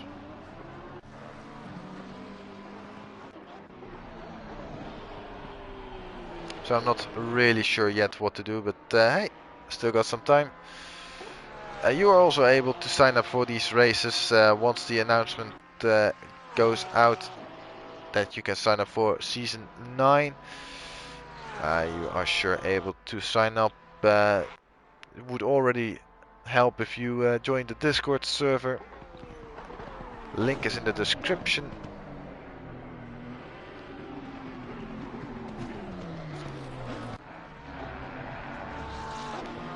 So yeah, 6 minutes left to go.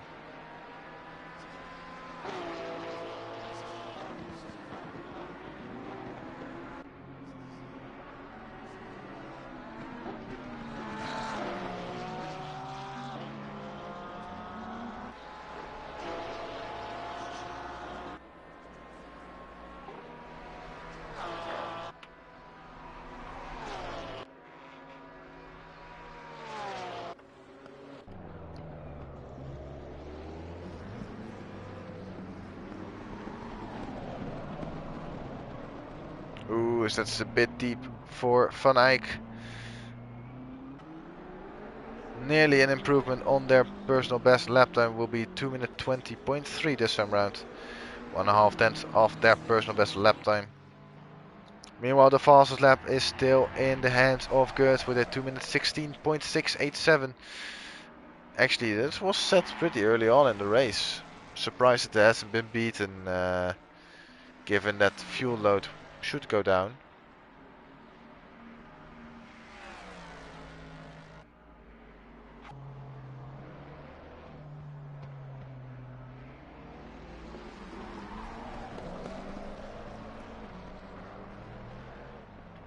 Will be 2 more laps, including the one that's going to be started right now.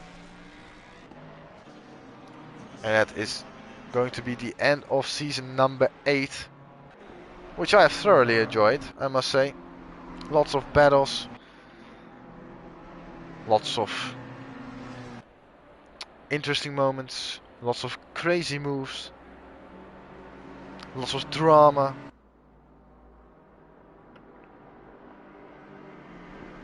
Of course, the full results will come out in not too long time. after potential stewards inquiries have been resolved.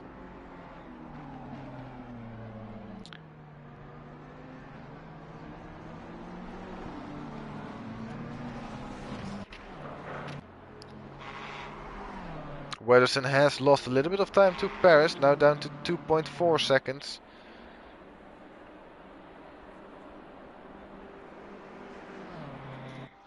And remember, whoever gets ahead here will finish ahead of them in the standings as well, as they are currently P7 and P8, which will probably be or stay there as well.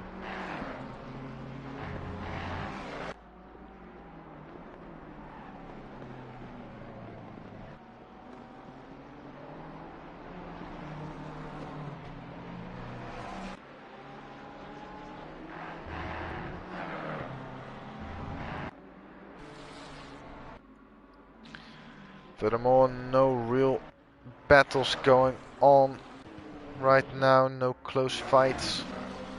I say that, hello there, Omoda and Popov. Half a second between the two of them, with only 1 and a bit of a lap left to go. There's nothing really at stake other than pride.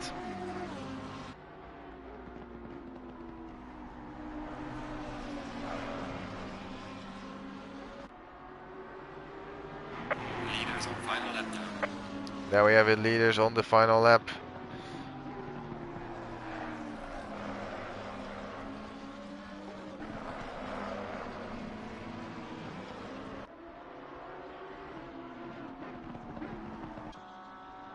This will go down to the line, I can tell you that much. Oh, but that's a very wide moment from Popov. And is that going to give the chance to the Lamborghini driver to go past? It is side by side as they head into Blanchimont. Who is going to back out? No one is. Ooh, and that's a very late moment there for Popov. Going wide. Is he going to try and return the favor for the position? Not right now. It's still very much on. Last lap.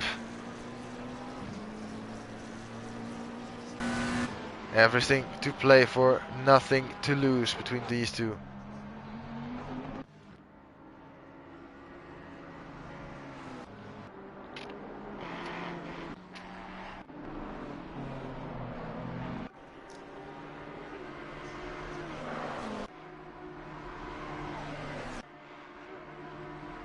Ooh, there was a bit of a wide moment there for Popov. Are they going to send it down the inside? They think better of it and stay behind for the time being. But we have to applaud this man, Gertz, in the trusted Ford Mustang. Already won 3 races, finished on the podium a further 2 more times, and will finish off this season after having won half the races and claiming the gold class championship, but also the overall championship. Give it up for Gert, who is your season 8 champion. Very, very well done. Stellar performance in this race. And it will be Weatherston who will take P2 away from from Paris, I should say, sorry. And with it also the standings in the Gold Class Championship. Very well done to the pair of them, also for this race, but also for the season. Dundies will finish a very impressive 7th place overall and claim a P2 in silver class. And Popov already having won silver class overall. They finish in P9 overall. A very great season for them as well after being crowned their champion last race already. And then Caraballo, the last of the 3 classes to make a champion. One more braking zone left to go for Caraballo, and it will be a championship in the bag for them after a close fight with Fitzpatrick throughout the whole season. They slow it down for the last time in Season 8, accelerate out of the final corner, and they will also be crowned champion. This time for bronze class. Very good job and very well done to everyone involved. As there are some donuts being done there. Cabro's trying to do one, but not really succeeding at that. And out of shame returns to the pit lane. There we have Van Eyck. Only appearance this race, but does manage to do some donuts. Cabros can maybe learn a thing or two from them. ASEAN, last one to cross the finish line. And that will be it for season number 8.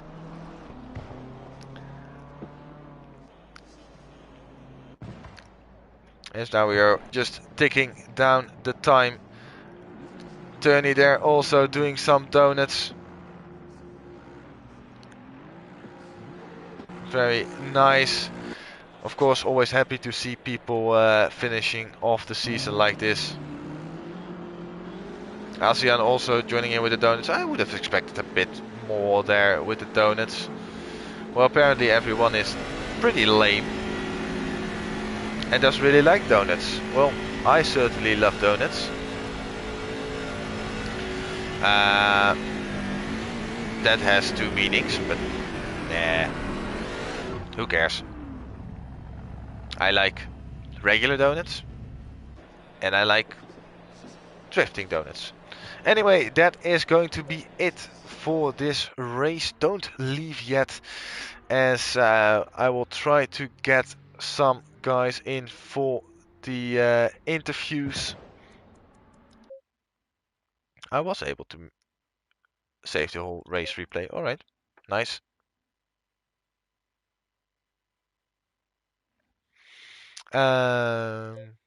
Don't quit, return to the garage.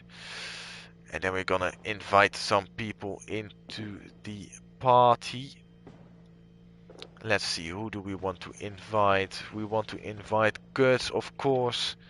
So what about the night qualifying? Are you worried about that? No, I think we will long run, be ready for trade. Because they won the championship overall. We are ready if Where you are you want on second. my friends list? You look so calm. I mean, I expected you to be a bit more happy being the fastest man currently. Because it was 1 hour ago. Am I blind?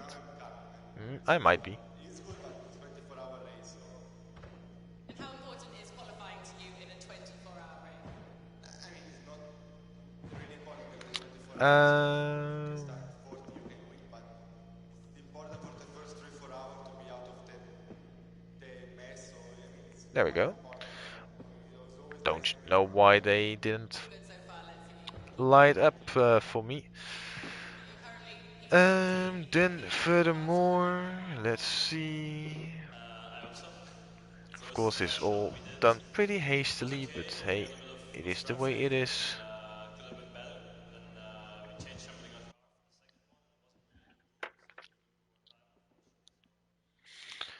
Hello there, Gertz. Congratulations, Hello, first thank of you. all, on the Gold Class Championship and the overall championship. Great Thank you very much. result there. So, well, first of all, tell me, what is going through your mind right now? Uh, I'm very happy. Um, yes, after the last season, I think where I almost had the pace to keep up with the guys up front. I think I now had much more pace and also consistency over the whole season. Yeah, can't complain about the result today and of the season. Yeah, of course, I already mentioned it on the stream, but winning 4 out of the 8 races, even missing one race entirely, it was definitely the most consistent out of everyone, with a P1 in round 1, then a P5 in round 2, a P2 in round 3, a P1, another victory in round 4, then a P4 in round 5, no result in round 6, and then another P1 in round 7 and 8. So your worst result being a P4 finish, 1 time off the podium, 6 times on the podium. I think that's a very much deserved win. And then for Yeah. next season, any ideas yet on who or what car you would like to drive? Um, no, because I think I'll do the Nico Rosberg. Um, I just got a PC on the weekend. Drove a lot of LMU the last days, and yeah, this was actually my last solo championship race in All ACC of the right. console. All right, so indeed doing a good old Nico Rosberg. Yeah, yeah, winning the season and winning the championship and just goodbye Ending everyone. it on a high. Yes, of course. All right, well, it was a pleasure to have you, and maybe sometime in the future we will see you once more. Yeah, maybe some. I hope I can drive some more races on console as well with my team. Some yeah, some endurance championships and so on. So yeah, I hope, and some special events maybe. Uh, we will meet again uh, over the next weeks, months. Yeah, Yeah, we will sure see each other once more. Then again, congratulations and enjoy the championship. thank you. Thank you very much. Goodbye. Goodbye. Then I'm going to quickly invite the other championship winner, which would be. Ooh, I need to find it. It shows you how well I have prepared for this.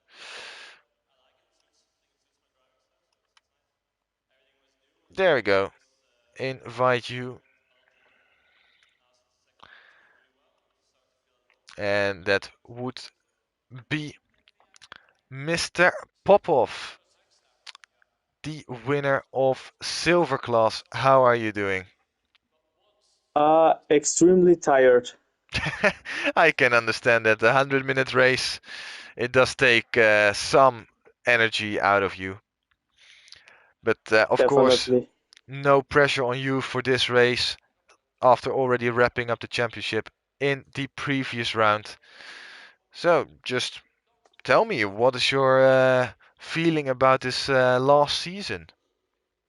Yeah, I think the season it went pretty good. I got a bit lucky with a few of the races and then just managed to outperform the rivals at the key races where they did good.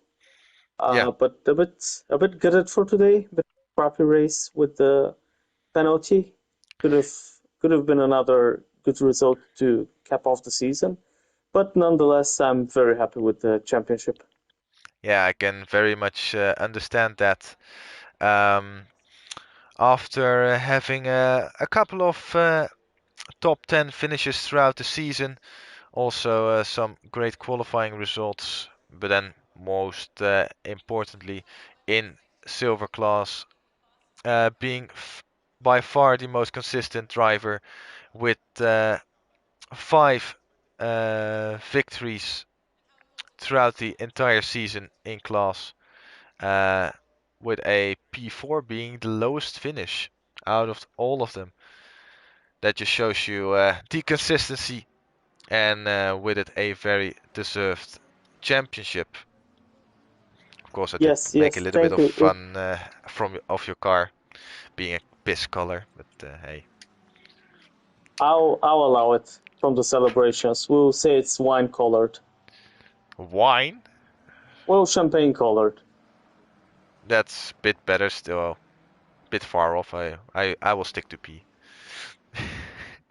But But yeah, it was a great season with some great fights along the way. As I said, I'm pretty happy with the season. Great racing throughout, and some of the recent joiners in the classes have shown great pace. So definitely next season will be very interesting to watch. yeah, definitely. I also think that next season, will there be something different with your car choice, perhaps? I'm wondering about it. I want to change it, but maybe it'll be a good idea to stick with the McLaren and just build up on the knowledge of the car already. So we'll see. We'll see. A few cars to test in the off season. I don't know if you heard me talk with Gert, but Gert is most likely going to do a classic Nico Rosberg and end it on a high. What do you think of Well, that? it's a bit of a shame. He's been very strong this season, and it would be nice to keep seeing him go up to races and just great racing from him throughout the season. It's been fun to watch the comms as well and see how the battle is playing out at the top. But yeah, I hope he changes his mind and sticks around for more racing. I hope so too. It would be very nice to have as many people on the grid as possible. For sure, yeah. Anyway, that is it for me to you for now. Yep. Once again, Th- congratulations with the championship. Thank And you, and thank you for having me on. no worries. Good night. Good night. Right, then I think we have a little bit more time to do another interview. I'm just gonna invite some people to see if they are up for some stuff. I really dislike that I cannot see. There we go. Um, we can invite you.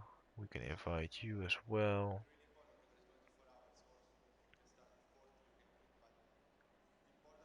Yeah, let's do that. See if either of them turn up.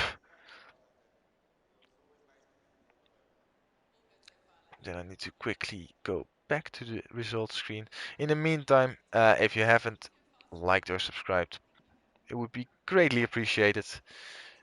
We are aiming to get to 1.5k subscribers really quickly, and we cannot get there without your help, of course.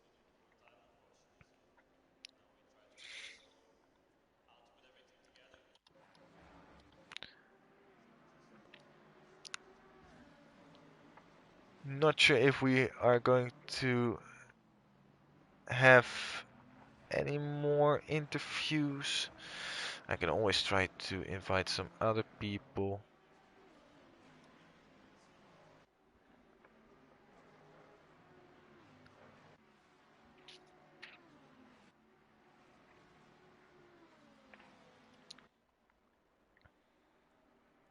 But yeah, it has been a great season overall. Um, Thoroughly enjoyed it. Lots of action, lots of drama, like I said earlier. Um, and just in general, a great racing season. Of course, next season will be announced shortly, I have the feeling, with another 8-round calendar. I hope I'm not saying anything incorrectly, otherwise I need to be uh, adjusted for that. But another cracking season, which will start in the new year. And then we will see each other once more. Until that time, have a good one. And see you all later. Or actually not. We have Dennis who just joined in time, just before I Oh ended off fuck. the scene.